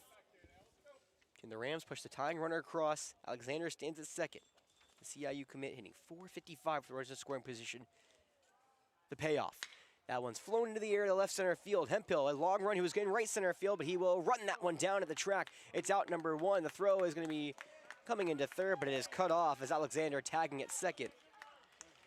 So Norton put a fly ball into left center field going the opposite way.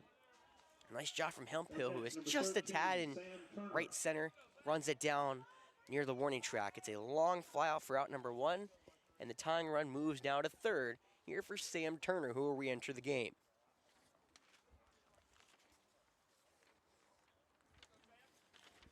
Last time around in Turner's spot, Leo Zambrano hit. Now Turner will re-enter the game, which means Zambrano's day is done. I think I've said it before in the stream, I was a precursor of this rule in high school, but if someone enters in your place, you're allowed to re-enter, but that person is then done for the day. Zambrano is done, and Coach Philpeck will come out and talk to Bastusik. It looks like it's all for him, and we'll see the turn of the bullpen when we come back here at Falcon Field.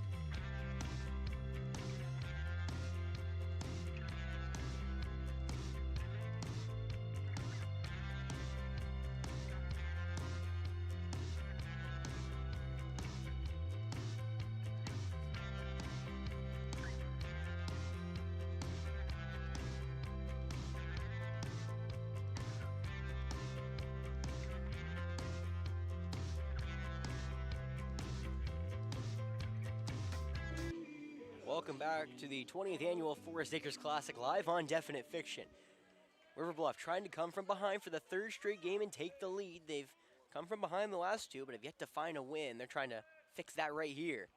It's Sam Turner at the dish and the left-handed Seaver Worley in the game. The first pitch curveball's in the dirt, but Radford does a great job sliding in front of the play and making the stop. It's a ball one, but it does save a run. Well, Worley, the young freshman, now making his third appearance. He has 5 earned runs over an inning and 2/3 of pitching. The tying run for River Bluff, 90 feet away at third. The 1-0 in this left-handed showdown, shot down the left field line, but it will go foul. Looked like it off the end of the bat. Well, we saved every game delivers. This feels like just another game here in the Forest Acres class that's going to come down to the final 2 innings. The 1-1 is a breaking ball in the dirt. Another nice job from Radford behind the dish to stop it. It's 2-1. The only game that didn't really, I think every game's brought the tying run to the plate in the 7th inning, barring the first one where the Rams knocked off the Cavaliers, but, you know, the 2-1 on the way. That one's lined back up the middle, takes the glove of Worley off. He'll pick it up, try to throw it home. The plate is not in time. The ball falls down. Banks Alexander slides past the tag. And there's some talking between Radford and Alexander. I'm not sure what happened. I don't think it was intentional. Maybe Alexander accidentally hit the ball out of Radford's hand. It'll be in the tying run home, though. An RBI fielder's choice for Sam Turner. Well, that ball was hit hard. It took the glove off of Weaver. It was actually, I would think, more impressive if they were able to get the ball up and fire it quickly. The tag was there, but the ball came out of the glove of Radford, and we are now tied at 3. Runner at first. Now the pitch to Walker Godwin's a way wide curveball to the right-hander. It's ball 1.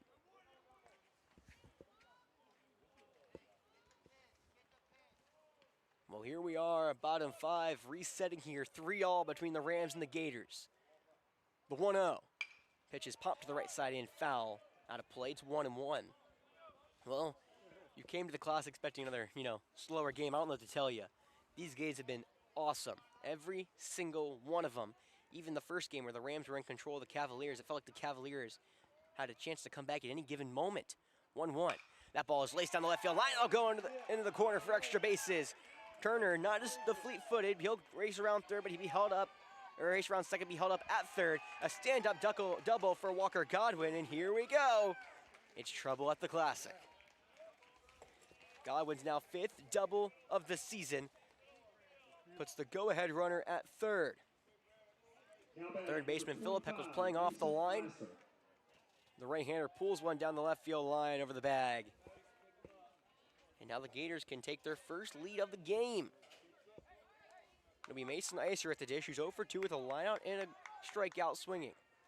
We saw this situation yesterday. Coach Bonnet did the unthinkable. He put the suicide squeeze, and Coach Philippek, knowing exactly that, brings his infield in. It was Ashley Powell who executed it perfectly yesterday for the Gators. First pitch to Icer is a curveball called, strike one. Freshman being called upon for the Rams in a big-time spot. Coach Philippek saying it's okay. I think he's trying to say his team to back off.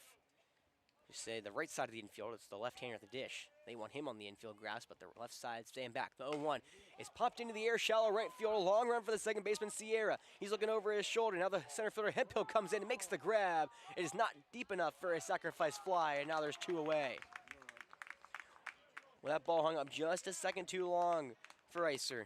He put that in between the right center and second baseman, especially with Sierra playing so shallow. However, it hung up in the air and it allowed Hemphill to come home and grab it for out number 2. Well, now it's Mac Raines. Can he play hero here? 2 on, 2 away. Runners at second and third in the 3-3 ball game in the bottom of the 5th. Worley comes home. The curveball hits Raines, and I think the foot. He looks to be all right, though. So the bases will be juiced now for Ashley Powell. Well, you know, theoretically, if you want to get hit, you want to get hit by a curveball, you know, where padding is. I mean, I think it hit him in the base of the shoe. Looks like there will be a mound visit. Time called for Worley. There's no one else in the Roberson bullpen. We'll have to see what they do with their left-hander when we come back.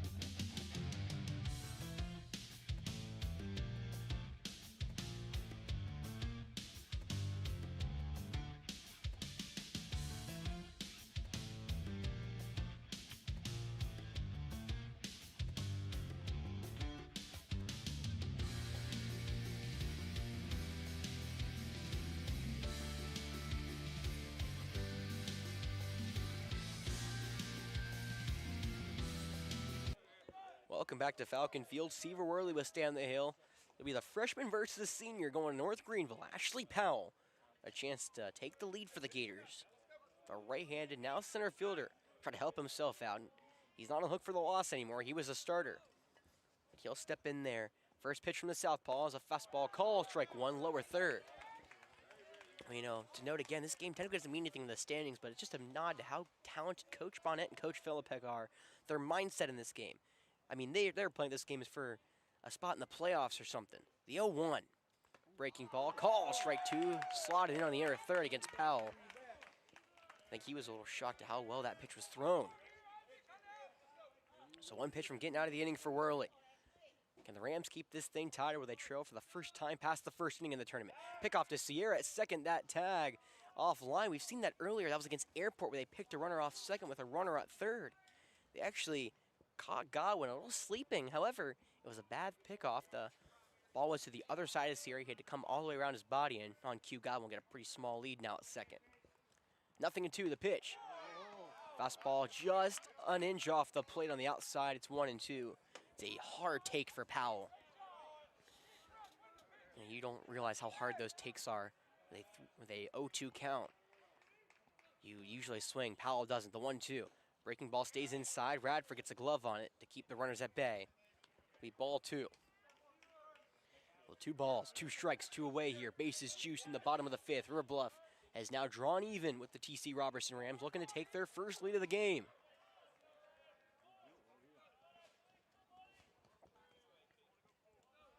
Worley will pick off to second yet again. This time Godwin a much smaller lead and a better pickoff move. If that pickoff move was done the first time, Gowan would have been out. But of course, that's how baseball works. Shoulda, coulda, woulda. Can Powell make him say that? The 2-2. Off speed away. Base is juiced. And my favorite saying in all of baseball, the merry-go-round will be in motion. Everybody's going to move no matter what. 3-2, 2 away. Bases loaded, nowhere to put them in a tied ball game here in the bottom of the 5th. Worley will pick off to first. And, I love the Roberson mindset. Saying, hey, we love to get the out of home, but there's an easier out on the base pass, a pickoff. We'll get it. Infield playing back. Lind flashes at first. He'll go set. The payoff is popped foul. We'll do it one more time.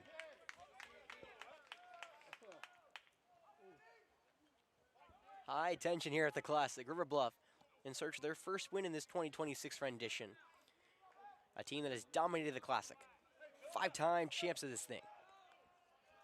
Looking to get their win. The payoff one more time is lined the other way. That'll drop into right field for a base knock. One will score. Coming around third is Godwin from second. He will stand in. It's a 2 RBI single for Ashley Powell with a cool, calm celebration, the pumping of the fist, and a point to the dugout.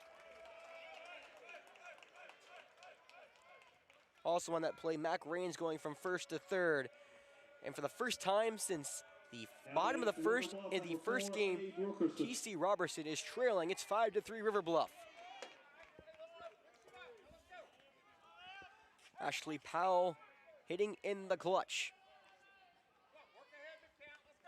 Now here we go. Runners at the corners for Ab Wilkerson, who's potentially the hottest hitter for the Gators. 2 homers in this tournament.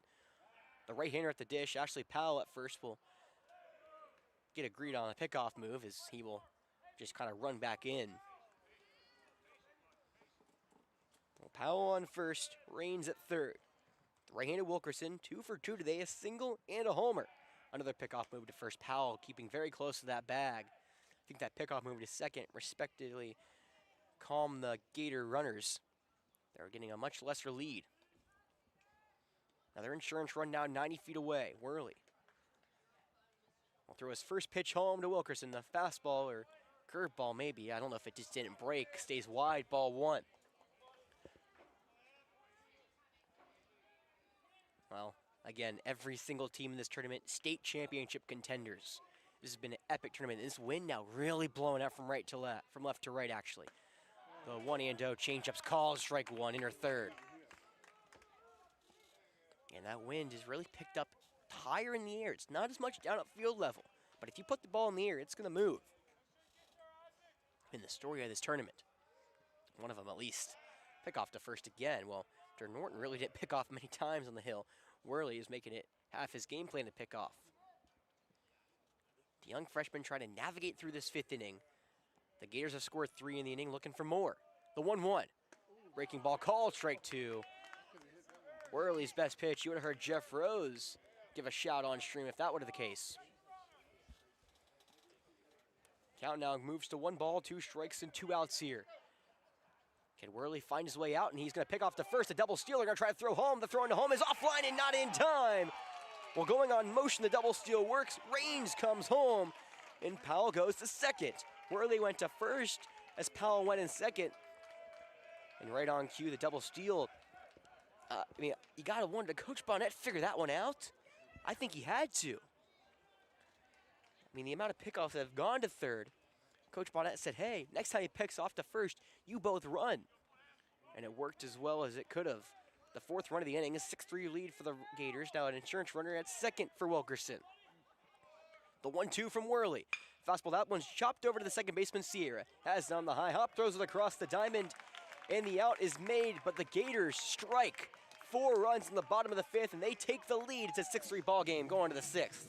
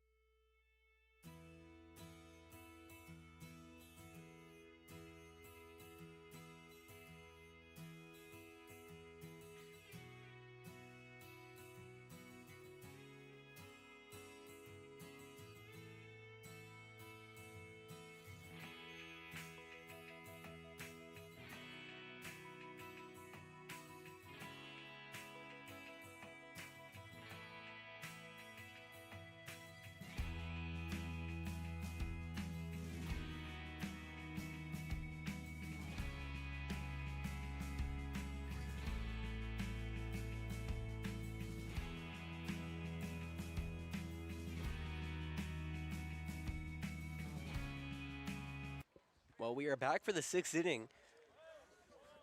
I mean, wow, what a last inning. What a brainchild. Coach Bonnett's done one of those things earlier where back in the first game against the Airport, they tried the hidden ball trick in a sense of trying to fake the throw, the missed throw into center field. Cooper Chavis made it look like light work. However, that time, Coach Bonnett comes up big. Well, it's the right-handed Brooks Pelosa still on the hill. For second time through the order, greets Holt Gaston with an upstairs heater for strike one. Well, what's a note between innings? These Rams didn't take any practice swings. Want to know why? As the 0-1 comes home, the curveball, that one's grounded to the right side of the infield. Second baseman Wilkerson comes over and makes the throw for out number one. Well, Peloso's pitching some great innings now, first out of the inning. And, well, you want to know why they didn't take any practice swings? That's because Coach Philippet called a team huddle in the dugout. This is the first time he's had to call one in this tournament. It feels like these Rams have been in control of every game. And now they find themselves down to their final 5 outs here in game number 9 of the tournament. It's Keegan Radford. He's 1 for 2 with a single and a strikeout. The southpaw digs in. The first pitch is swung through and missed. A changeup on the outside edge. Radford was looking for his second bomb of the tournament. Radford has had a great tournament here in Forest Acres. Now 6 for 10 as he drives one in the right field. Mac Rain's coming on. The right fielder can't make it. He dives, and that will go all the way to the warning track. Radford can fly. He's going to go around first and will be around second. He will stand in with a triple as that throw will come into second. The diving attempt from Rains cannot be made, and it's a 1-out triple now for Radford. Well, that's the danger about diving here. If that ball gets by, good night. And that ball got by Rains. Well, it's Brooks Hemphill. He struck out not once but twice today. Can he figure out Brooks Peloso after Peloso gives up his first hit of his outing? Or second hit, rather, excuse me. There's some action over there in the Roberson bullpen yet again. As now potentially Coach Bonnet maybe getting someone hot in the Gator bullpen. For Radford, that's his second triple of the season. He leads the team in doubles and now takes the team lead in triples. He now has 2 of them on the season. A couple other people had some triples. It was Suttles who had one, and I believe, if I'm not mistaken, as the wind's not helping me move my papers around very easily right now. It's the only 3 papers I have that aren't attached to something as the first pitch curveball called strike one, Brooks Hemphill in the other third. It was Sierra and Suttles both having a triple. Radford takes the team lead in that now at 2. 0-1. Roberson trying to get back into this one. They trail by 3. Bunt shown from Hemphill. Put down to the third base side. That's a good bunt. Going to be taken in by Peloso. The speed of Hemphill will easily let him get first. A bunt single that scores a run. And Roberson plays some small ball. They now trail by 2.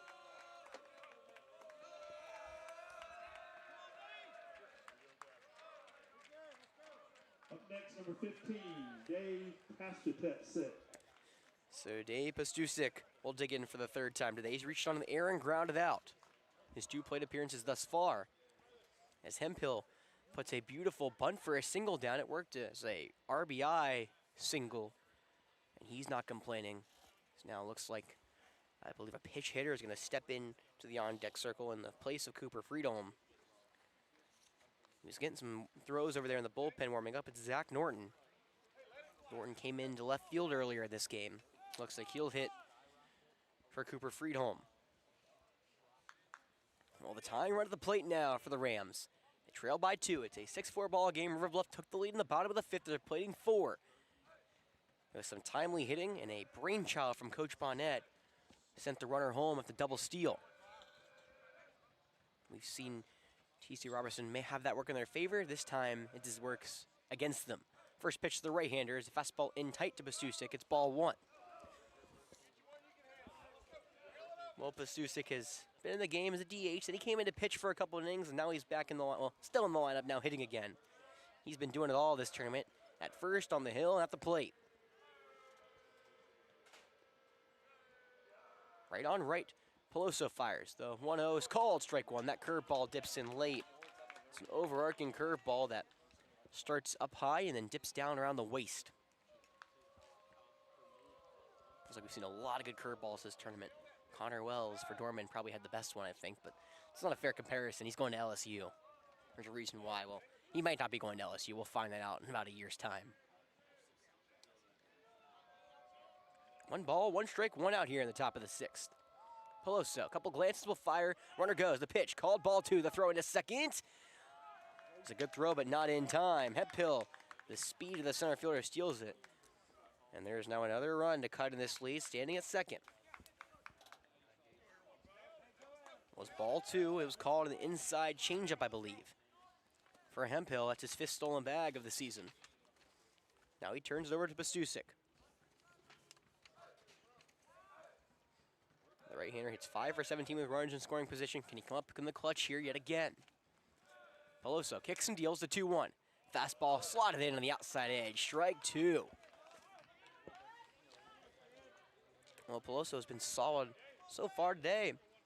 Now it will be his 4th inning of relief. Can he find a way to navigate through the middle of this Ram order? The 2-2 on the way. Hemphill takes off. The pitch is away. Throw to third is. Throw beat him, but the tag does not. Hemphill gets the hand in. He steals back-to-back bags to put in the runner at third. And it's now a 3-2 count with 1 out. The umpire said the tag did not get there in time. The throw looked like it beat Hemphill, but it was a bit high. Icer had to come down and lay it down. So runner at third, 3-2 count, 1 away. Time called from the catcher, Banks Alexander, who must see something there. Alexander signaling to the defense to change, maybe saying back up a bit. Corners in, middle infield playing, double play depth. Godwin the shortstop in the hole. The payoff on the way. Swung through and missed. I think he blew a changeup by him, not a fastball. Pastusik waited back on it, but just couldn't find the barrel, and now there's 2 away. Now batting for the Rams, number 17, Zachariah It's a Norton. big second out, as Zach Norton will now hit for Cooper Friedholm. Friedholm was 1 for 2. He got picked off earlier this game. Can Norton come up big here? The first pitch to the right-hander's a curveball for strike 1 in the low outer third.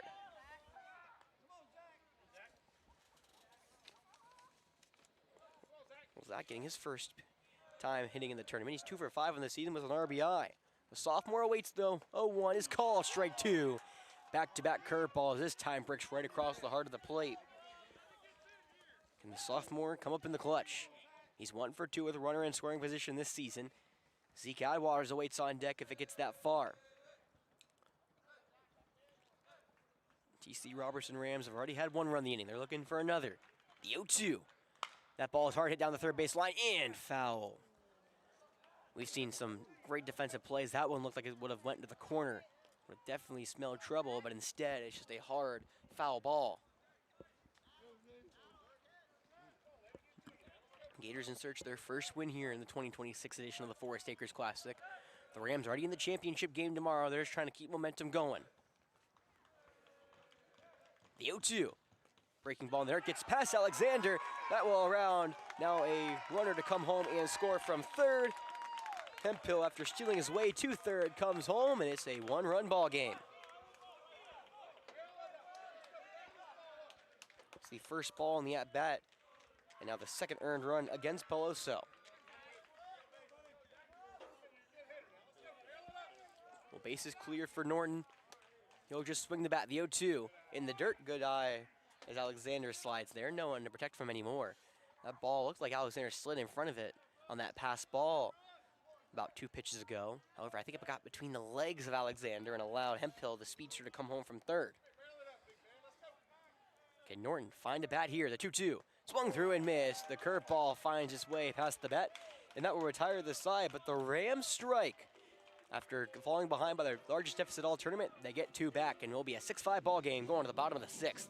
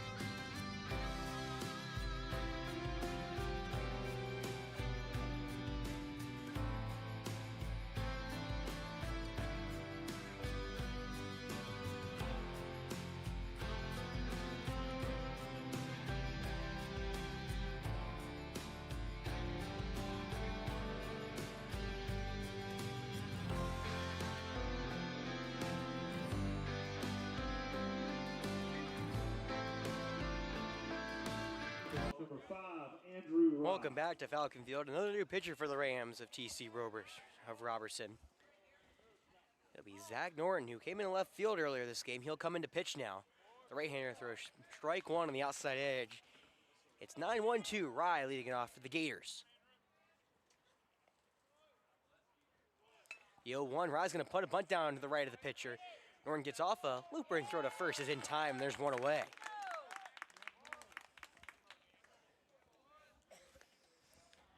Trying to bunt for his Rye. Norton gets on it quickly and makes the first out of the inning at first. Trying to figure out who went into the game back in left field. Get you that when I can. There's no update on Game Changer right now. Back to the top of the order we go. It's Banks Alexander. Right on right, first pitch is a curveball over his head for ball one. Alexander has reached twice today. He reached off the walk and then reached off an error. In search of his third hit of the tournament. You'll get now the young sophomore, the 1-0. Fastball upstairs, ball two.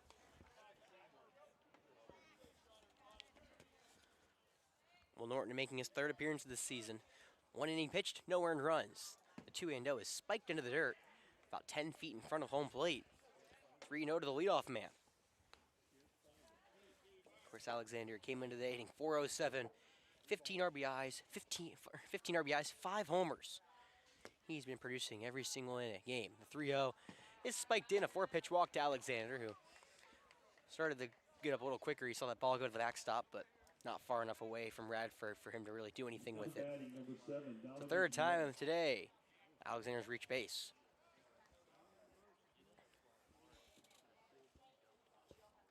Well, after 4 straight out of the zone, Zach Norton will get a talking to from his catcher, Keegan Radford.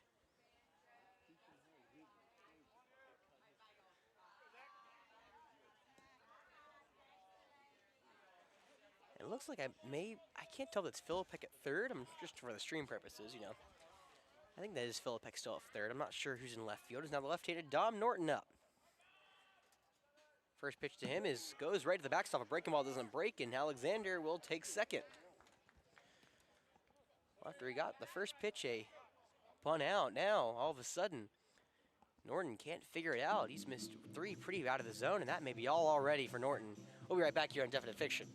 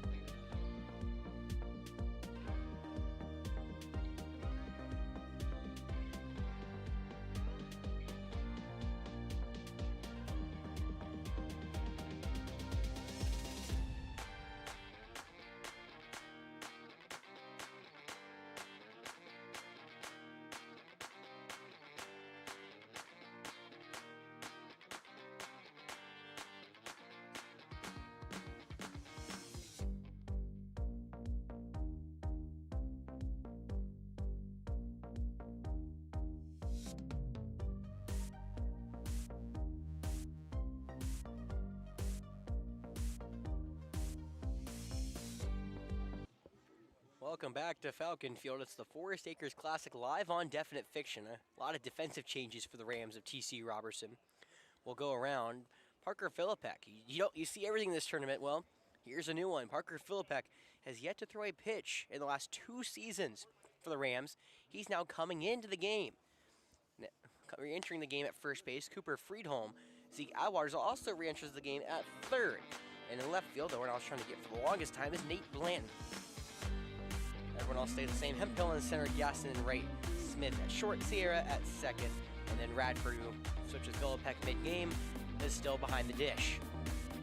Well, pitching a premium, there are some times where you have to go to the unexpected, and Parker Philippek, who has not thrown a pitch for the Rams this season or all of last, will be forced to come onto the hill and try to get 2 big outs after Zach Norton missed 5 out of the zone that really weren't close. Insurance run for the Gators, standing at second. Now when we Dom Norton up, Philippek will come to the hill and inherit a 1-0 count to Norton after the first pitch from Zach Norton. Dom Norton to the dish. Zach Norton, not related. Zach Norton went to the backstop. So runner on second, 1-0 count. Philippek will come set, and the right-hander deals. The first pitch that he throws today is a fastball low for ball 2. We've seen this a couple times from pitchers right in the middle of counts. Coach Howell did it a couple times yesterday. Just throw a pitcher in, saying, hey, whatever's not going, I don't care if it's the middle of a count. We're switching right now. The 2-0. Off speed called, strike 1. Maybe a changeup on the outside third. It's 2-1. It's not going to be easy for Philippek. He gets one of the best hitters in this Forest Acres Classic. Norton, who's 2 for 3 today with 2 singles, will step in. The CIU commit with a runner on second and 1 away here in the bottom of the 6th. Philippek will deal. The 2-1. Off speed just misses off the plate on the outside edge. It's 3-1. While Lexington and Miller are on deck, they're all waiting here watching the conclusion of this game. The winner of that game will have another one tomorrow. The loser will go home. The 3-1. Swung through and missed. Looked like a changeup right down the heart of the plate. It's a full count here to Norton. Norton had a long fly out the last time up to Hemphill. Same stuff, they're shading him, I think, very to the right. That center fielder Hemphill is in right center almost, especially with the 2-strike count. The payoff on the way. Fastball low and in, just misses off the plate on the inside edge. Dom Norton with a disciplined take will take first base.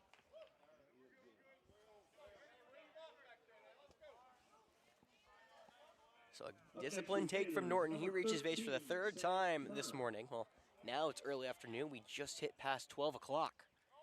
It'll be Sam Turner at the dish.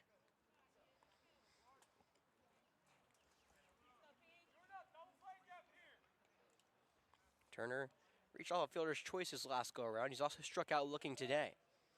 He scorched the ball back to the freshman Worley, who made the strike home and couldn't get Alexander out. First pitch to the southpaw, a breaking ball outside, ball 1. TC Roberson again, trailing for the first time this tournament past the first inning. Before they came up to bat for the first time, they, were down, I believe it was 1-0, but they put 3 across, and have net the trail since. That was until the conclusion of the bottom of the 5th. It was a tied ball, or the bottom of the 6th, excuse me. No, 5th, I'm right, okay. Geez, Alex, I'm tired. A pitch runner at first, it looks like, after a long pause. It looks like they're going to... First base now, number 11, Ray Kastner. Ray Kastner, it looks like, running at first. We saw him pitch earlier this week. He'll take over for Norton. But at the end of the 5th inning is where these Gators struck 4 pushed across. It was a leadoff hit by pitch from Alexander. Fielder's choice, a double from Walker Godwin, and then a single from Ashley Powell. Well, double from Godwin and the single from Powell. Powell had the 2 RBIs, and then a double steal stole home was Mac Raines. So the 1-0 to the southpaw. Change up call, strike 1 on the outside edge, 1-1. There's some more action in the Rams bullpen. This was the 5th Rams pitcher of the day already, and potentially they're not done yet. Looks like Reed Washburn's getting loose over in the bullpen as the 1-1 on the way. Breaking ball call, strike 2 on the outer third. Well, Philippek, who walked his first batter off a very close ball 4. Now it's ahead 1-2. For TC Roberson, they'll bring up 8, 9, and 1 in the top of the 7th. Looking for one run, at least as of now. Shade to the right is Turner. The 1-2 is fouled straight back. Sky Rocky Sports, who's right in front of me, getting some good content here. Maybe that's not Sky Rocky, that might be our stuff. You know, the Forward Takers Classic YouTube channel's been throwing out highlights all over the place. Indian throwing out some of my commentary too. Much appreciated for that one. The 1-2. Breaking ball is poked foul. Turner gets the hand on the bat. The ball had on the ball. Kind of just put his bat out there and popped it foul into the forestry towards the bullpen. Stay 1 and 2 as Turner, defensive swing, fights off a good attempt at a strikeout for Philippek.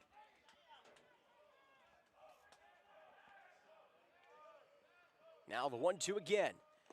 It's a breaking ball low, disciplined take from Turner. Count worked to 2 and 2. Well, Philippek now, after he inherited the 1-0 count last time, has thrown 11 pitches here. It's a 2-2 count to Turner, 1 away in the bottom of the 6th. Bluff trying to add some insurance to their 1-run cushion. 2-2. Breaking ball, that one's skied into right field. It's going down the line and will trickle out of play. Of course, it's always fun when Lexington and Bluff come together. Those are two rivals over there, both from Lexington. They're definitely not fans of each other. But last year was Lexington getting the better of the Gators. They won 3 out of the 4 they played, including 1 here at the Classic. Remember, there's some talk if they were going to play here at the Classic because, of course, they're region opponents, and that series was going to decide the region the ensuing week.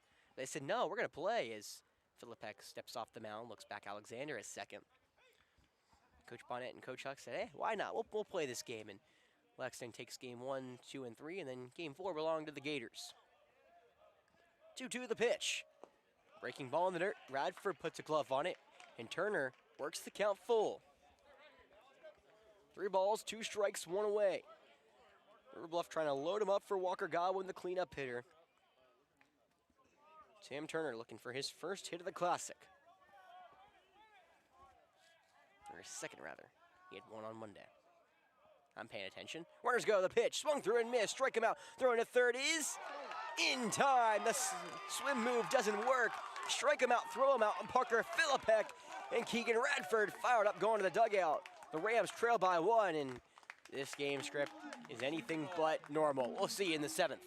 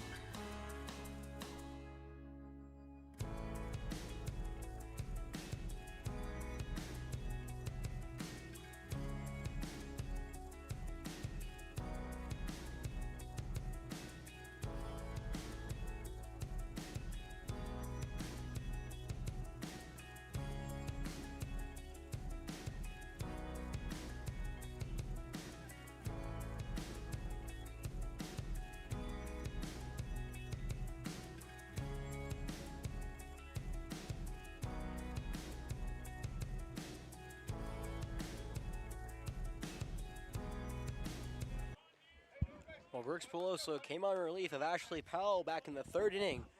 Has worked 4 innings, gave up 2 earned runs. He's asked to work 3 more outs. The Gators in front of the Rams 6-5. That's it's 8-9-1 for the Rams trying to tie this game. Right on right, Adwaters versus Peloso. Right-hander will wind deal. The first pitch is a curveball for strike one. Matt Waters 0 for 2, a strikeout and a ground out today. The 0-1. Swung through the curveball, it's 0-2. That curveball has been Peloso's best pitch so far in his outing.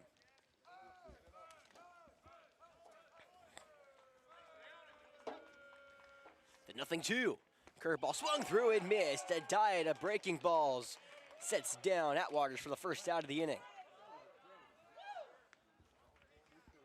It's now the 5th strikeout for Peloso in his outing. 3 straight for the senior. Now it'll be the 9-hole Isaac Sierra. He's singled and flown out today in his 2 plate appearances thus far. Right on right. Peloso fires the first pitch. Fastball upstairs, ball 1. Well, in a game that technically means nothing on the scorecards except for just a win-loss here in the column. Both these coaches playing like this their lives. The 1-0. Fastball upstairs, ball 2. I mean, it's just been a great tournament all around. Every single game is delivered, no matter what it is. And I believe this team, set the stage for that. TC Roberson. That's the 2-0 from Peloso. Called strike 1, change on the inside edge. The 5A state champion favorites coming in against the 3-time defending champions for the North Carolina 4A division, and the 4A state champs put a hurting on them. 2-1, off-speed away, ball 3. The Rams shocked the Cavaliers, put 10 runs up in the first 2 innings, 7 in that second. They were able to hold on for the 10-6 win. 3-1 on the way from Peloso. That ball is lined in the left center field, coming on his right. He's got to read and will make the one-handed grab, and he falls down. He underran it, had to put his glove up late and stabs it out of midair. And just like that, the Rams are down to their final out. A good swing from Sierra, just couldn't get over the outstretched arm of Rye. And now the final out potentially could be Chappie Smith, or can he keep this game going for TC Roberson? 2 outs, nobody on. Smith has yet to reach base today. Can the leadoff man keep this game going and get the lineup over to the heart of it?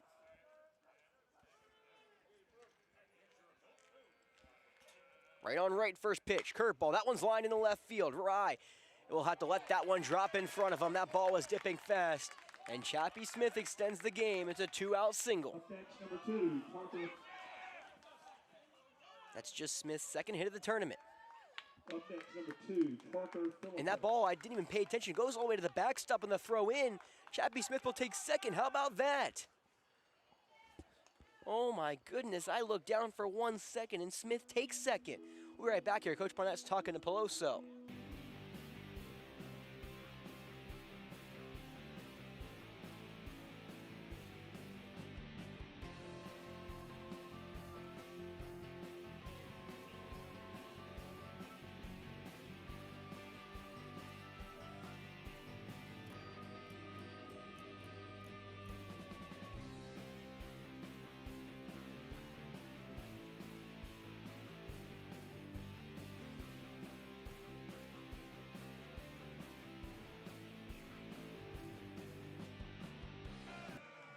Well, I looked down at my score sheet to write it in my book.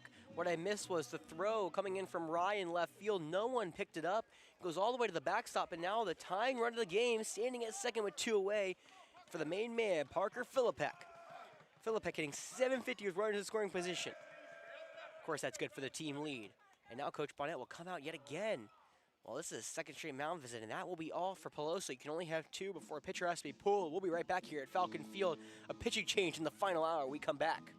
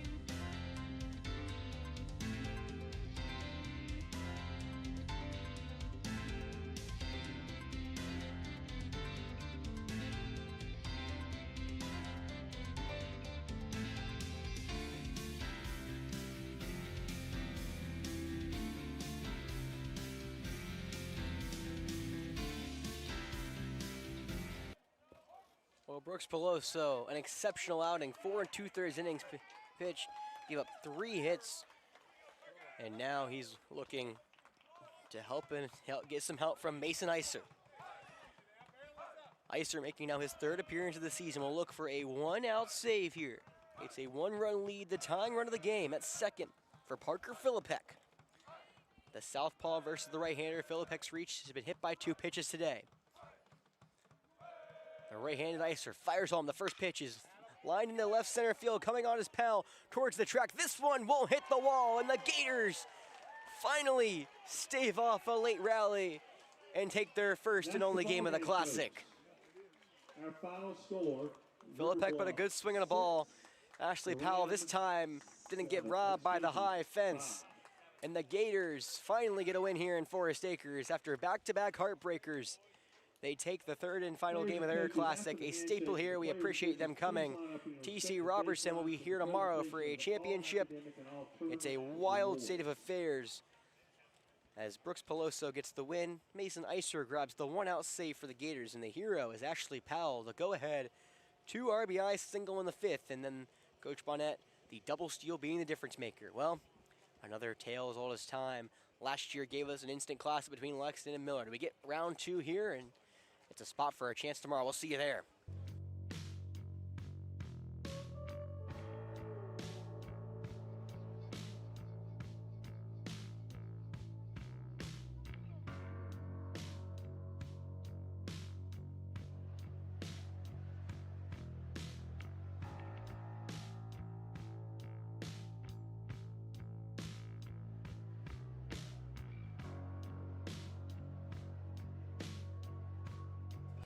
Hold up, I apologize. I can't leave the stream quite yet. Good thing I didn't stop.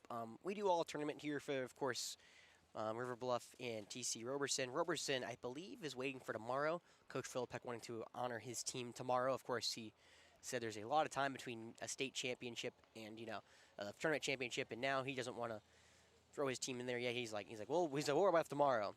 So I believe they're waiting for tomorrow. Coach Bonnet and Coach Hallett figuring it out. Usually I help pick them out, so I won't give any input. I believe my first time doing these all-tournament teams, I gave some input.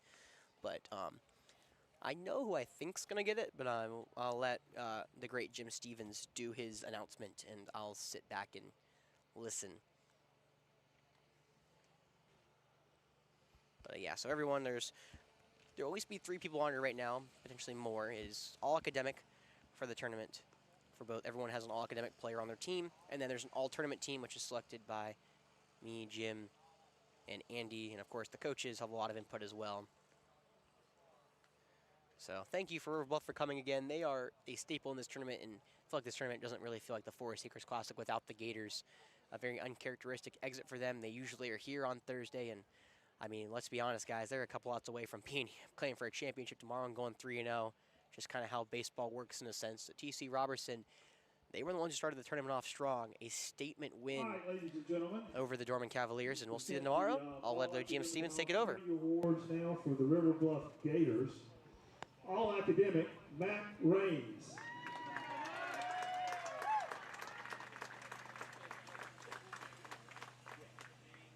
And all tourney, Dominic Norton.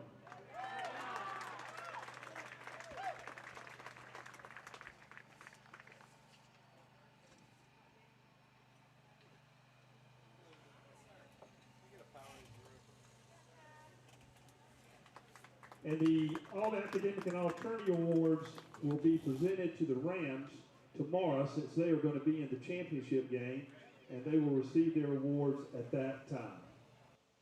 All right. So yeah, and the Rams will be honored tomorrow. They will be playing for a championship on Thursday after they are on the other side of the Heartbreaker, and the Gators are on the right side of the Heartbreaker. That's who I figured was going to get Dom Norton. An exceptional tournament for the senior. He tallied 7 hits over his 10 at-bats. I mean, that's about all I can ask for. I mean, what was it, 4 RBIs, 3 walks? Yeah, that's about right. Well, we'll see you for the next game. Again, last year, this was one of the games in the Classic. Can Lexington or Miller win? And for Flora fans, we need a Lexington win. We'll see you there, and I'll tell you why when I do.